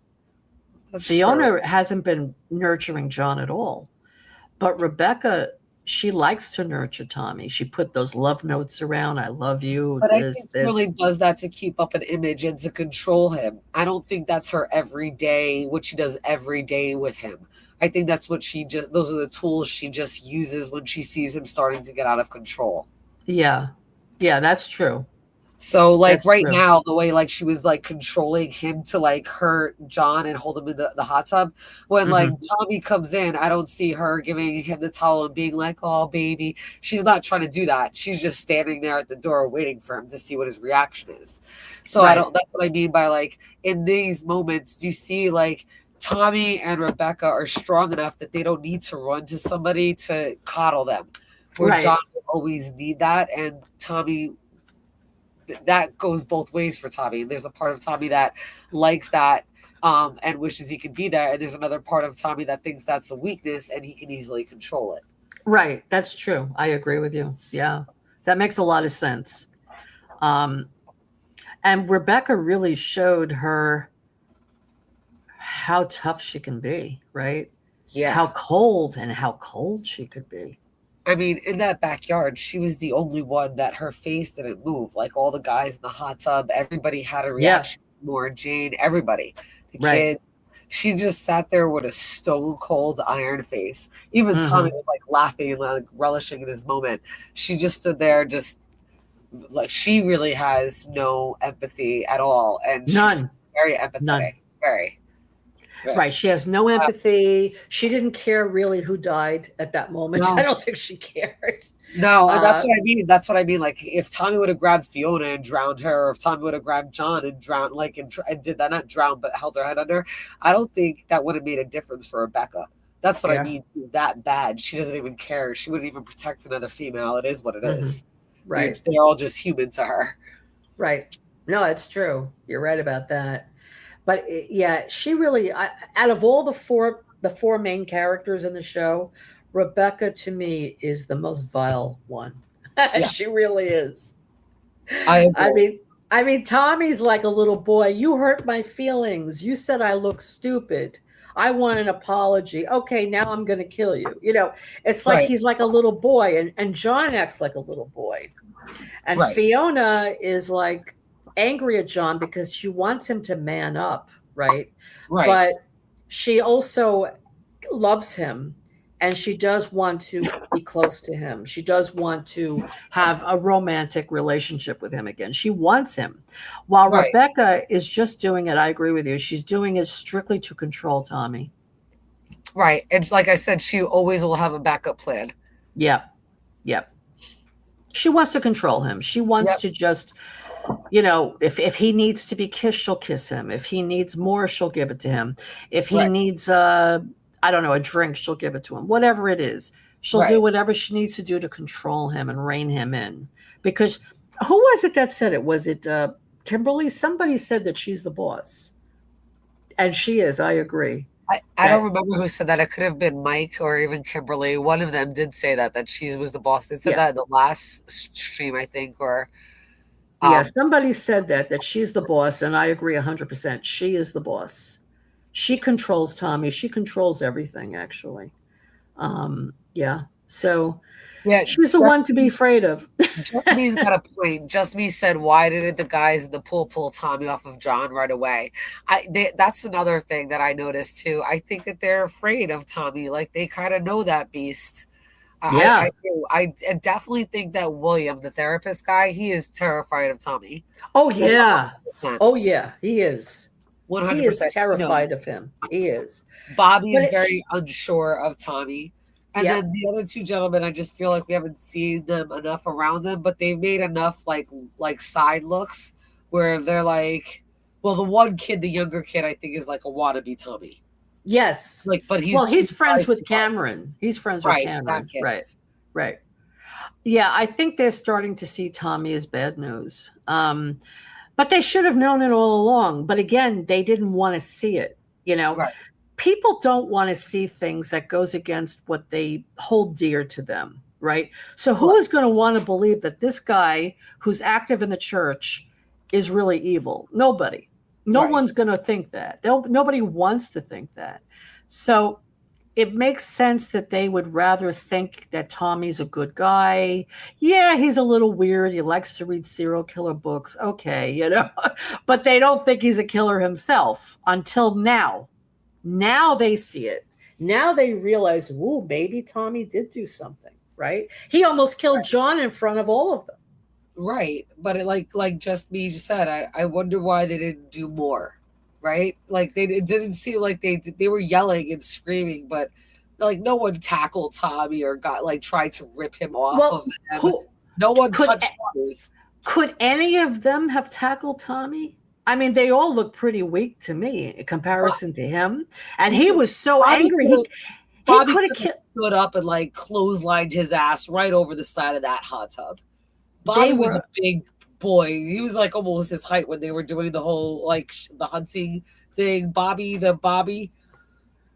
yeah, but I'm not saying, but Bobby already is scared of him, right? Because Bobby and William are kind of on this. We want to get back to reading the Bible, and right. both of them that we saw last episode that both of them were too scared to really say how they felt. Bobby had a little bit more balls, but not really. But like if they wanted to, Bobby's just like a big teddy bear. But had he wanted to, he could have totally like flipped Tommy over the side to get him off of Tommy. They Yeah, just no, did. that They were just trying to grab onto John. And I thought that was making it worse. I'm like, why is everybody trying to grab John? Grab Tom. Somebody grab Tommy by the neck. Somebody just grab Tommy by the neck, and this will be done. No one's gouging his eyes out or grabbing his neck. And then I looked at, and no offense, I was like, not for nothing, John. Look at where you are. Like literally, his private area is like right in front of your face. Hit it, punch it, do something. Fall. I'm like, God. I'm like, you have to be aware, like he's just floundering around his arms, and I know everybody's trying to grab at him. But even Fiona like went to go for Tommy's neck, and yeah. she was too far. But no one else did. Like no one else had that. In my opinion, they didn't really want to hurt Tommy. They were just kind of hoping that this wasn't real because no one wants to go against Tommy. See, I think that they were afraid of Tommy because Yes, the rage that Tommy had on for Fiona and then for John, he could turn on any of them and do the same thing to them. So exactly. they were afraid for their own lives at that moment. That's why I think they didn't intervene, I especially 100%. Bobby, because Yes, Bobby's the one that could have intervened more than the others, and he right. didn't. Yes, exactly. He did He not. was afraid because look, when somebody's in a rage, okay, you really don't want to get into something with somebody who's in a rage. You don't, Right, because they don't know. I mean, they could just like go out of their minds for a moment. They could kill you, right? right. If they get If in a you're a killer, if you're not a killer, no, that's not going to happen. But if you're a killer, yeah. right, So if they get that rush. at that moment, I think they were putting two and two together. Oh, we were reading serial killer books. Now this, oh, and the cat was killed. Okay. And I think they're starting to add it up a little bit. So I think they're afraid of Tommy. Yes, I agree. I agree that they're a little afraid of Tommy. Absolutely, they kind of don't know what to do and say, and it's almost a little bit in shock for Mm-hmm. them as well. I Mm-hmm. do agree on that, but um, just the fact that that happened in front of all of them, though, that was huge to me. My first reaction and my first question, I was like, I want to see if they come back over. I want to hang up in the hot tub again. Let's see how long this Bible Club lasts now. So that is definitely one of my big questions. Like, how are these men going to hold him accountable? Right. And too Right? bad Cameron wasn't there. I would was have just loved thinking that him in because there. I was Cameron hoping should that have they would seen that. right, That would have blown his mind because all this time he's defending his father and blaming John, and then he right. would have said it was not John, it was his father. Yeah, I mean, especially after watching that. Like he's gonna yeah, realize there's no way John could overpower Tommy, so why would Tommy help John cover up a murder? You know what I mean? right, Be the right. other way around. I mean, Maura Jane saw it. We saw the horror on her face, right? Right. She was horrified. This is her father, right? The way he was acting. I mean, anybody who was witnessing that has to, and the way Tommy, the way he treated Fiona, the way he Right. grabbed. Did you see how scared Bobby was in that shot? Yeah. I, Couldn't Bobby believe that he looked grabbed his absolutely left tackle. terrified. And Yeah, that part got me mad too. I'm like, I know she smacked him, but like from a female's perspective, if somebody smacked my husband, I'm not looking at my husband and I'm not gonna be like smack her down. I'm the wife. I'm gonna look at her like, why would you touch my husband? That's between her and I now. Do you know what I right, mean? Like I right, wouldn't be expecting my husband to ever strike a female, period. right, Like we're married. If a female hits you, you tell me who that female is. I will handle it. Period. right, Basically not. That is right, not the way she looked at her and told Fiona, like, the way that she kind of looked at Tommy, I mean, and allowed that to happen. And she didn't give a shit. And like I said, you could tell that she didn't care if he would have grabbed Fiona and drowned Fiona. Like she had no care in the world about it. All right. she saw was her little world and controlling it. Mm-hmm. And that was it. And I thought that was just, that's kind of where I drew the line. That's why I said I think I loved this episode the most, because we've been building up to each one of these characters and we really saw them all in their own parallel way come out with a different outcome. Mm-hmm. Right. So Right. many scenes here parallel each other that we've been building up to, but there were different outcomes or different causes for that effect to have happened.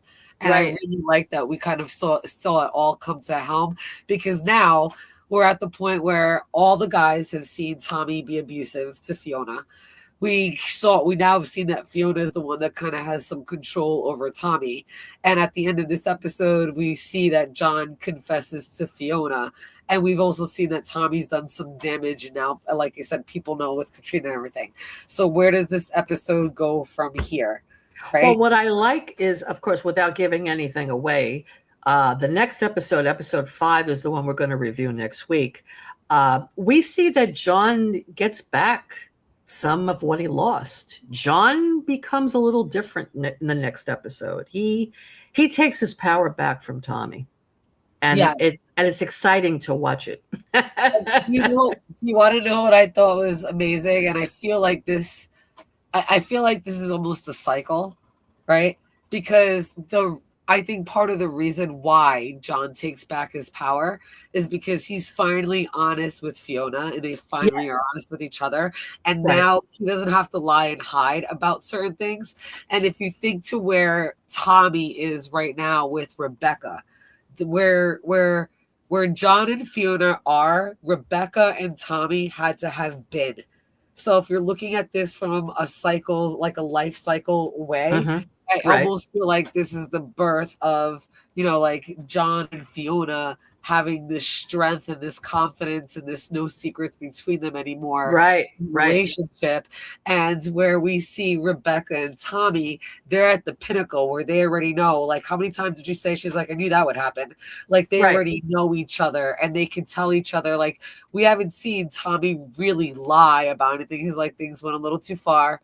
And show Katrina, like, he's admitted everything to her, and he does it in this like child, shame on me kind of a way, but he does it just so like he can play the role because she already knows and will accept it, right? Mhm. And eventually, if the strength continues between Fiona and John, eventually over years they'll get to where Rebecca and Tommy are. Hopefully not for these like evil bad ways, but it just shows the strength of a relationship and those bonds on where it starts, right? You have to completely kind of like be completely truthful and honest and kind of tell everybody, tell the other person everything that you've done and just not have any secrets or lies between you. So that way you can build that strong of a relationship.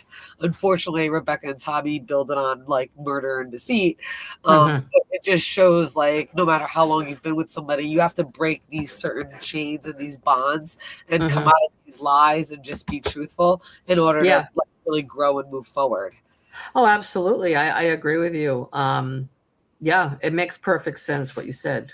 You know, I think I think that Fiona lost faith in John at some point, and now she's rediscovering her love for him and her faith in him. And that's what gives him the confidence to finally stand up for himself and to take the bull by the horns, you know? Yep. So we're going to see going forward that John becomes what Tommy is, but a nicer part of Tommy, a nicer, kinder person, but a strong person, somebody who's not going to take any crap from anybody. So John starts to embody that, and Fiona likes it, and she's so happy. And I think that's what's bringing them together. She needed John to step up and be strong, and now Right. he's doing it. You know, I have to give Fiona some credit because I liked her, and then I was really starting to hate her between episodes 2 and 3, Mhm. and even here. But I like that she didn't get mad at Tommy for defending and fighting off, like for helping Katrina. Mhm. I'm glad she didn't throw that in his face or say, "Would you like her more than me?" She didn't do that at all. She actually was like, "You didn't hit her, right?" Like she was about to go in on John and just defend another female, which is Right. something we don't see Rebecca do for her. Right. So you Right. see Fiona protect another female, even though this female, according to Fiona, or like the way we can tell Fiona feels, this person's disrespected her, right? She thinks she slept or did something with her husband. She knew Right. that the man was married, and here she is. But if she found out that her husband hit her, she's like, "You did not hit this woman. Like, are you kidding?" Like, you saw the anger, right? And how she wanted to protect Katrina, even though Katrina's disrespected her. And like, and there's a lot of parallels that we've seen in this episode where we see Rebecca, where you see Tommy grab Fiona, Rebecca doesn't give a shit, right? So coming back to Fiona, just the fact that she didn't get mad, didn't throw it in John's face, like, "Oh, you protected her, but you forgot Violet in the park," right? Because we've seen Mhm. Fiona throw shit back in John's face previously, but she Mhm. didn't in these moments. And I Right. was really happy that she didn't do that. And I felt like that actually showed that they were kind of past that superficial, like, whatever, and whatever their difference were, they were really trying to get to what it really was. They weren't throwing Mhm. that petty shit like they did in episode 3. Right. Yeah, that's a good point. Yeah, I agree. So they're they're mending their marriage. They're working on their marriage. They're communicating finally, right? Because John wasn't communicating for a long time. He Right. kind of kept everything inside. He was depressed. He was anxious, and she didn't know what was going on with him. He kept Right. everything in because he knew that she was so angry with him that I guess he thought if I tell her one more thing, she's going to really put him down or get angry with him. And he just kept to himself. But now that he finally told her this horrible truth, she becomes his ally. She becomes his support system. And then he's got the courage to stand up and say, okay, I'm not dealing with this. I'm not taking this from Tommy anymore. Right. I don't need another bully in my life, right? Right.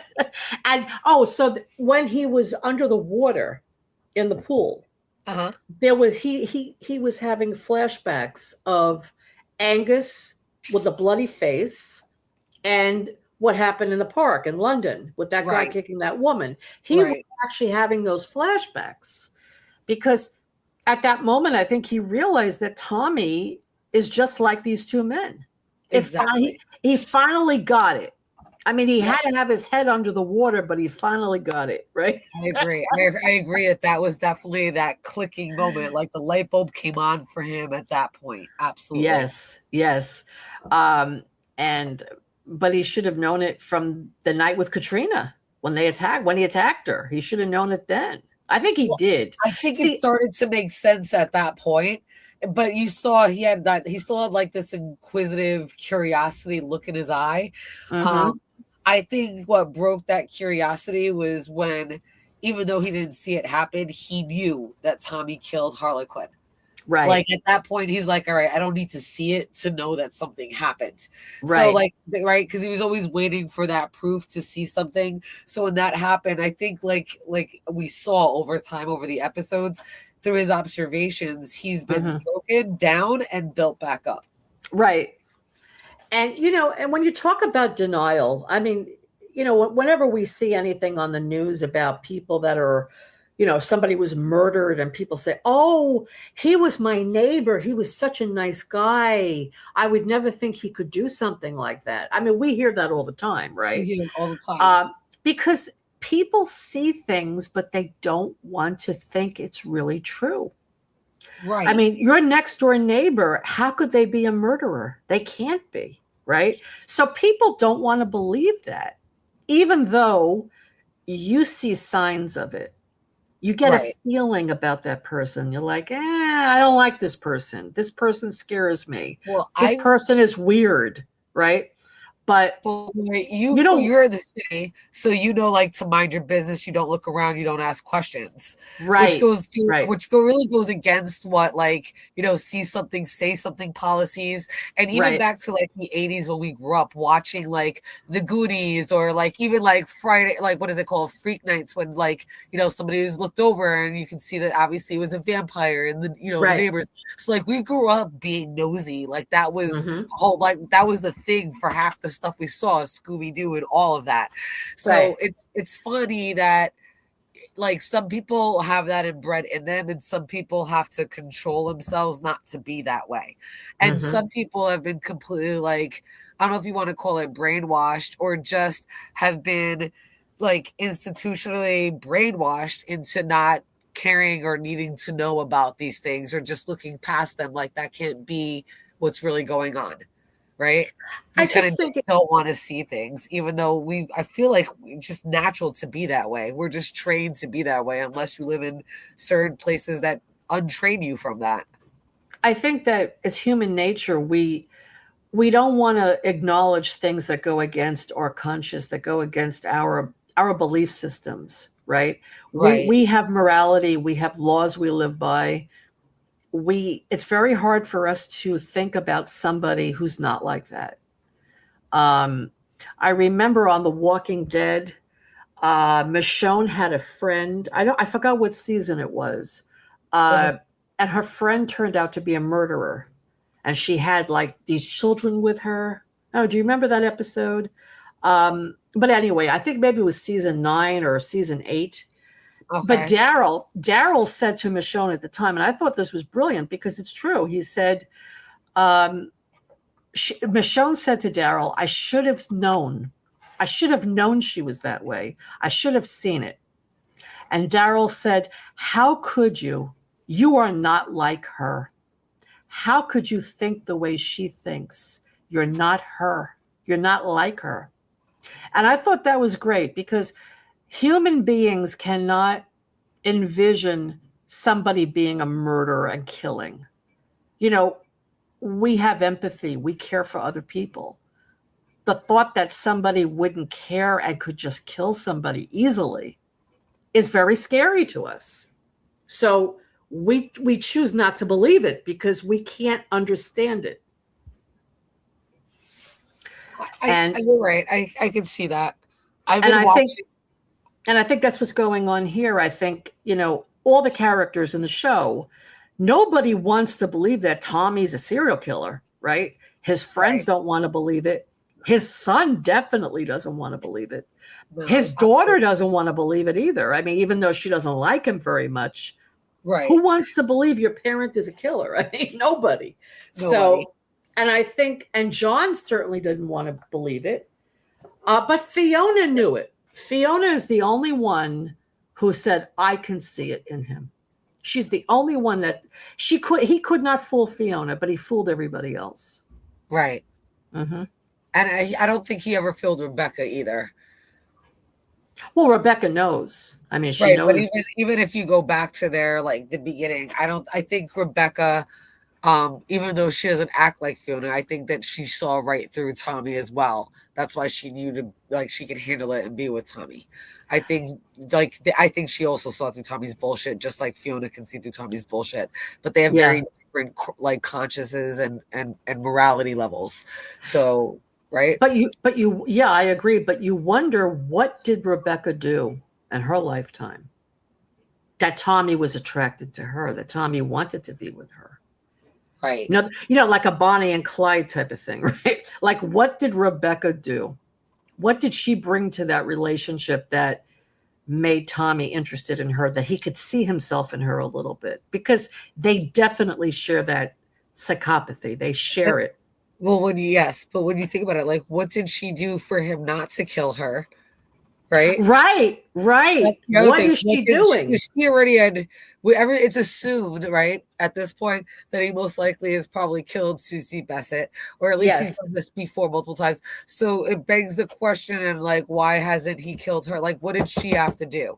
And right. just like we see, like Fiona has a very strong personality. And even though he's not attracted to Fiona because he values loyalty, and from what he knows, Fiona's broken that by being an adulteress. But there is this um like strength that Fiona has. And even though Fiona is much more outgoing with her strength, he needs that because he needs Hmm. somebody to stand some, whatever. And if you have that strength, I think you can see through that kind of bullshit. Because if you're that strong in who you are, you see when somebody's being complete phony. Yeah, actually, Tommy and Fiona are a lot alike if you I think about it. agree. I agree that there are a She's lot of not a like. killer, obviously, but they are a lot alike. Absolutely. Yeah, but Yes. do you remember earlier on, was it this episode? Yeah, I think it's in this episode, right before Katrina comes knocking on the door, she's like cutting up carrots and potatoes. And do you remember like how hard Yeah. she was like zoning out and she was pretending like she was killing John or something? I said it was John because I know that she's mad at John. Like I know she wasn't thinking of physically killing, but the fact that she was like going hard on it, just like John grabbed the stuffy and smashed the shit out of it on the couch Right. and let everything go Right. wrong. Like that everybody has that aggression. Everybody can be pushed to that level where they're like Right. could snap. But again, both of them can be brought back to control where they know that they've crossed the line, they've done something wrong, not I've crossed the line, how can I get away with it? And oh, that kind of gave me a thrill, so I'm gonna do it again. Right? That's Yeah. definitely the difference. Right. Yeah, like she She was she's in a rage. Fiona was in a rage when she was right. cutting up those vegetables. And And don't so forget, was I she's a was saying, chef. She's a yes, chef. So I think there's a very interesting parallel there too, because yes. she was letting out her aggression and her rage on something that defines who she is, which is her cooking, right? She's a chef. Ooh, yes, I It was a like safe place. It was a safe place for her to let out her anger. yes. That's a But good catch. I she's forgot but that she she's was soft. rageful. She's rageful like Tommy. That's how they're similar. They go into rages. I mean, Yeah. that's why John's afraid of her. That's why John Well, didn't want even to tell her John, anything. yes.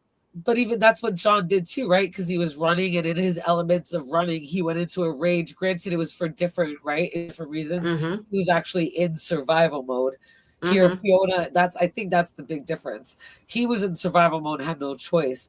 But Fiona and Tommy, they can pick and choose when they have these rage fits. They just have to get in Right. their own head, and they I can mean, lose control. for Fiona to go and slap Tommy in the face like that and accuse him of killing her cat in front of all those people, that takes balls. Right? That's gutsy.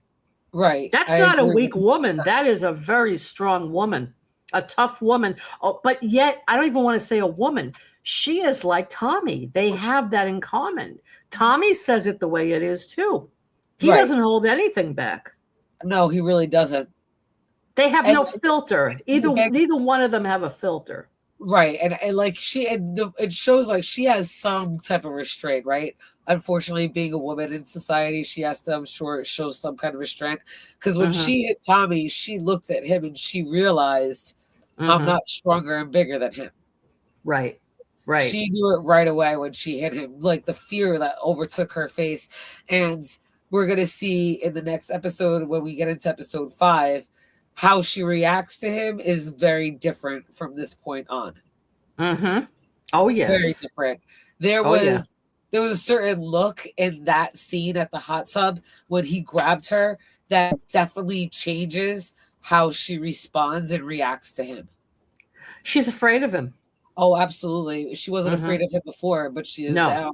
Oh yeah, because her life flashed in front of her eyes too. She had a coming to Jesus moment as well. I agree.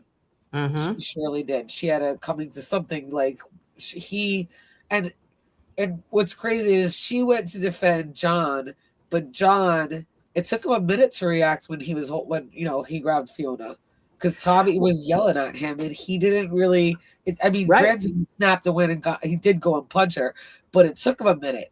It took him a Yep. minute to find his balls, You right? It took know, him he went time. into a freeze response. He froze. I'm really proud he didn't run away though. That was the first time he has not Hmm. run away. He ran towards the problem and hit it instead of running from it. Well, with Katrina, he didn't. He also did it though. He didn't run away. Right.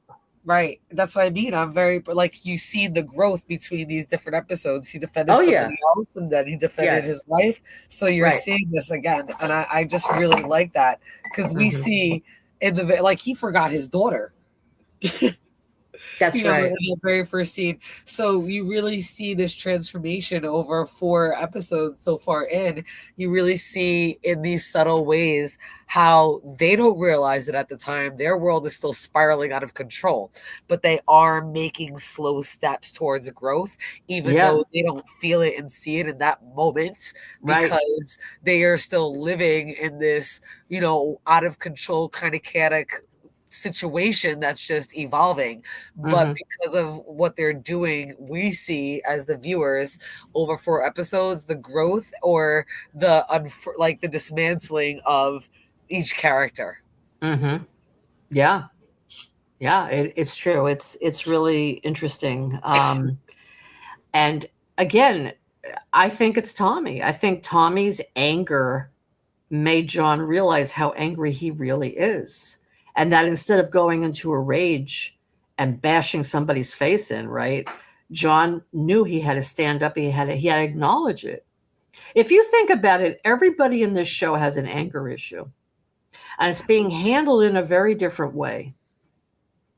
Tommy has his rage, he kills. Fiona has her rage, she screams and she cuts up vegetables. Right. And John just defends himself when he's being attacked. But the rage is there.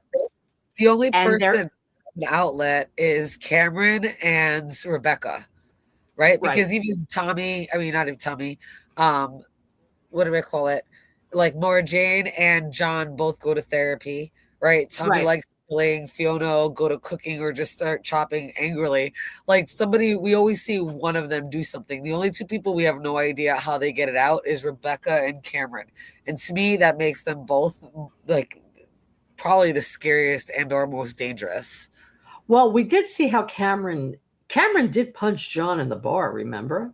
Yeah, Cameron was jealous. he pushed him. Yeah, he punched him. He Yeah, punched yeah. So Cameron does get it out by fighting. I mean, I get that I get that impression of him. But no, Rebecca, yeah, you have to wonder how does she get it out? Yeah. Hmm. right. I don't think she does. I think she No, I holds don't it in. doesn't. I don't think she does either, which to me makes her extremely dangerous. On Yeah, top of being like this, in my opinion, the scariest character. absolutely. She is the scariest character on the show. Absolutely. And as the show goes on, you guys, you're going to see what we're talking about because we're kind of going ahead. But certain things happen where Rebecca really is the one that you're like, wow, you're like, wow, this can't be happening. So yeah.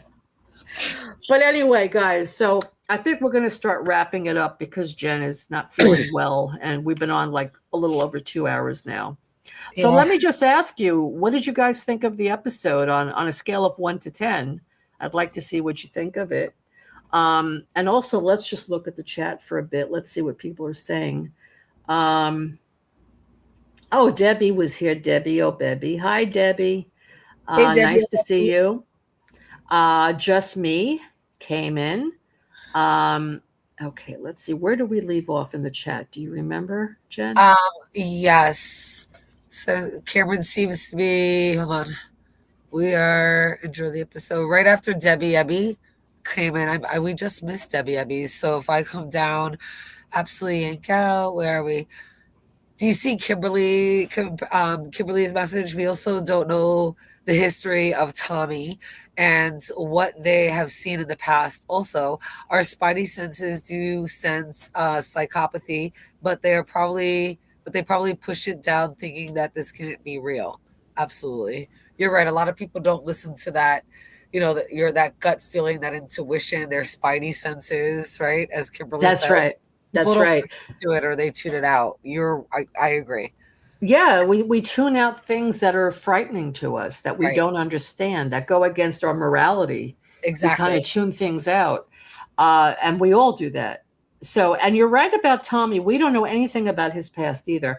That's the one criticism I have of this show, is they did not go into their pasts, and I would have No, liked to know more about their past, all of them. all of them. Yes. Yes. Yeah, And it would have made it was but the thing is, it's only 6 episodes, so I guess they figured there wasn't time. But this is why a show like this should be at least 10 episodes. You know what I I mean? I To agree. really build up the characters, to really understand where they're coming from. Um, okay, and then Just Me said Cameron seems to be in denial about his dad. Absolutely, I agree. He's in denial. Cameron would have justified as being the right thing. What would he have justified as being the right thing? I'm not sure what you're referring to. Um, oh, you mean when Tommy was attacking John under the Oh water yeah. in the pool? Yeah, Okay. that makes sense. That could be what it is. Uh, yeah, but still, I mean, yeah, he would definitely justify it because he doesn't want to admit it, but he has to see it on some level, right? Right. When he went to hug Tommy, and Tommy like pushed him away in a very aggressive way, Cameron felt that. You could see he Absolutely. was scared. Yeah. He knows on some level his father could kill. I think he knows it. He doesn't want to accept it though, you No. know. Um, All I right. think what let's see, cool nerd upper. I Rupert. think, Cool but nerd I Rupert. cool nerd Rupert. But I think with Tommy, it's a Manson-like control he can have over people. They were strong physically, but not mentally. Hmm. I'm not too sure what you're referring to. All right. I mean, Charles Manson. I mean, he had people killing for him. Actually, he didn't actually kill anyone himself, which was fascinating. He had like a group of women mostly killing for him. Um, and let's see, Kimberly. I really think MJ has seen these behaviors when she was young. Yes. Also, B made a good observation about the girl who was murdered. Looks like MJ. So I Yes. think there is something there. That's very interesting. Yeah. I agree, Kimberly. I definitely So think they resemble I'm each other. trying to I'm trying to remember what the girl looks like. Bissett, right? Susie Yes. Bissett. Miss it. Yeah. I don't know. I'd have to see a picture of her again. But yeah, that's an interesting theory. Like do we think that was the last time he killed before Angus? Was that his last kill? You think? I thought it was, but I don't think so. I don't know. I want to say it can't be because that was if that was 20 plus years ago. Well, Hmm. yeah, because Maura Jane is over 20, Right. right? And Cameron is 19. Hmm. I can see that being his last one. Definitely not his first, but maybe his last one. And maybe the reason why is she was pregnant and they were going to get married and she was pregnant. Wait, who was pregnant? Rebecca back in that time period. Oh, yeah, yeah, yeah, I think yeah. that That when Rebecca was adopting Maura Jane and she was probably pregnant with Cameron and she made him promise not to kill any women because they were having a child and they were together. I think that's because yeah. that pact. So I'm curious to see when that happened. I would assume it had to be right after Susie Bissett. Well, the thing is, they probably when did they adopt MJ? MJ's older than Cameron, so they must have adopted her first before they had Cameron, right? Right. So if she the more that's what I can't remember if Susie Bizzet's 20 or 25 years ago. I think it's 25 years ago, so it would have been before they adopted MJ then. Right, because MJ is what, 20, she's 25 as well. She's the same age Yeah, as Katrina, and we know Katrina's 25 from when, right. right. That's right. So right when she would die, that's when they got her or had her. I got her really because they didn't have her, but that's when they adopted her as a baby because they adopted Hmm. her when she was a baby. So Right. it happened to be 25 years ago, and that's when Susie Bit is. So I definitely think it's because of that. They're adopting, or maybe can you imagine if like Susie visits her mother? Oh my God. That would Maybe be so weird. this goes so back, like maybe Rebecca like made her promise, like, you just killed this woman and she is pregnant. Like we have to have, you have to keep the kid and we'll just raise her as our own. Imagine I I like Susie. that theory. I like it. I like it for many reasons because there's a resemblance between her and Susie. Yeah, And what is the reason why they adopted her? It's not like they're exactly. loving people that need to have children, No, and that would right? explain why he can't stand her because he's like, I was trying to kill your mom. No one knew she had a kid. Yes. God, you're like my ward Yes. now, and I have to make a promise because this one wanted to keep you, and I love her, and she can keep Yeah. my secret, so I have to Yes. deal with it. But I definitely think that would be crazy if like Rebecca wanted the baby or did something to get the baby, and she knew all about Susie visits, whatever, And or maybe that's why they killed her because she wanted her baby. yeah, maybe they didn't even kill her right away. Maybe they kept her until she gave birth. Can you imagine that? And Rebecca like helped I her give saw birth, and then they something killed her. about that. Was it on Oprah? I don't know. There was some show once where There this did real woman, shit like that. Absolutely, yeah, some absolutely. woman, she I am knew not this making woman. this up. I've read this in like some newspaper at some point in time. This is like real No, true crime shit. I saw this on TV. I think it was Oprah or one of those shows. This woman was pregnant and she needed, I think she was looking for something to buy, some toys or something, or some clothing for the baby. And she met up with this woman who supposedly was going to help her with getting some stuff. I don't remember the details. But this woman, she met her online, and this woman deliberately engaged her because she was pregnant. And she pretended to be her friend. And then when she was alone in this woman's house, she drugged the pregnant woman and and ripped the baby out of her. Can Oh you my imagine? And she had the baby. She ran away with the baby. The baby was alive. And she ran. I think maybe she was a nurse. I don't know. She knew what she was doing. And she took the baby from her. Can you imagine? I think that's where season 2 is going. I'm just saying. There you go. No, I I cannot can, imagine, but I think that that's exactly where the showrunners are getting that information from. Is something just like that. yeah, no, I could That would see make that sense because because of it the makes time. sense because maybe And if the Rebecca baby was couldn't a have a girl, baby.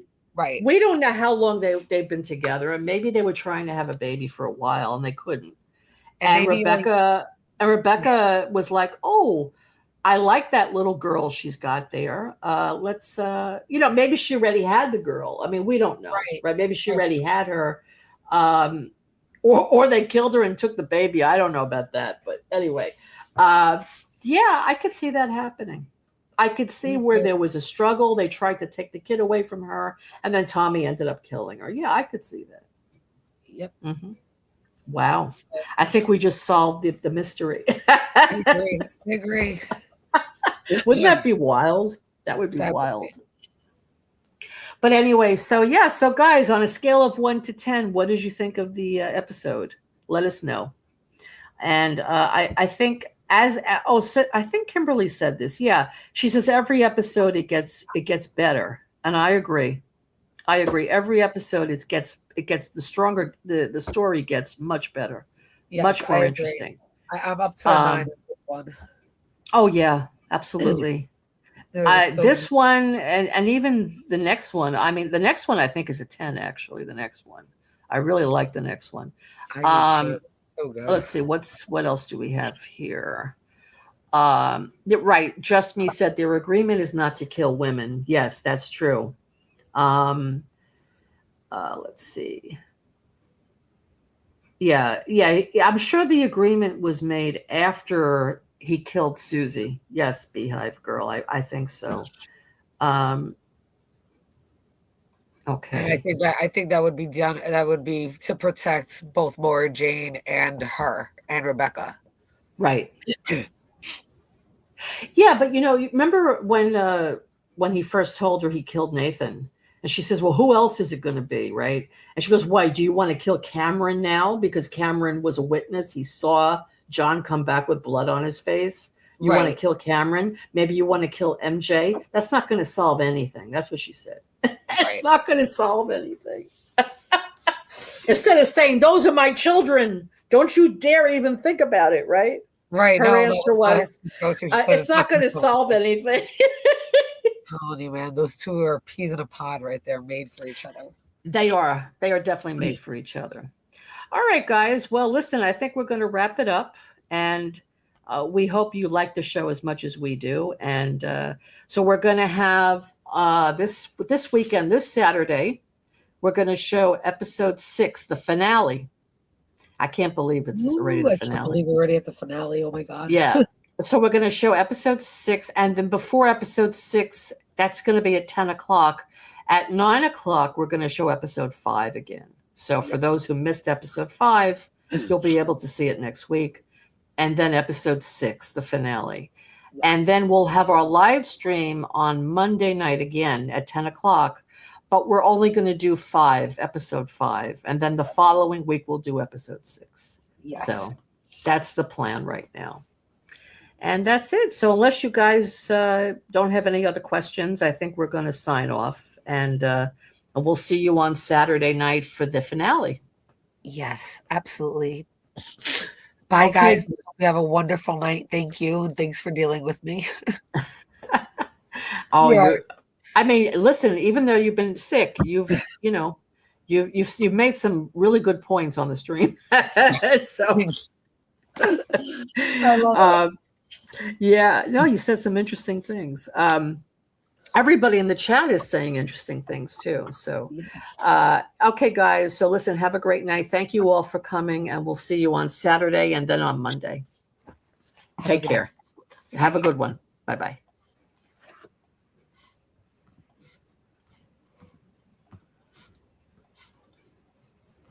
One second.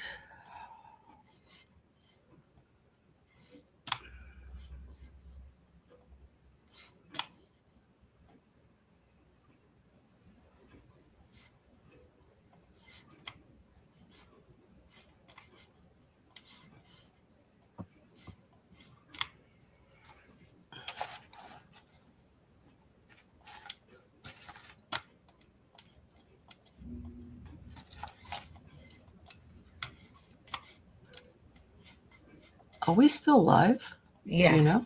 Yeah, we are. Hey, guys. Hold on. Still live. Hold on. I don't know why it's not shutting. Oh.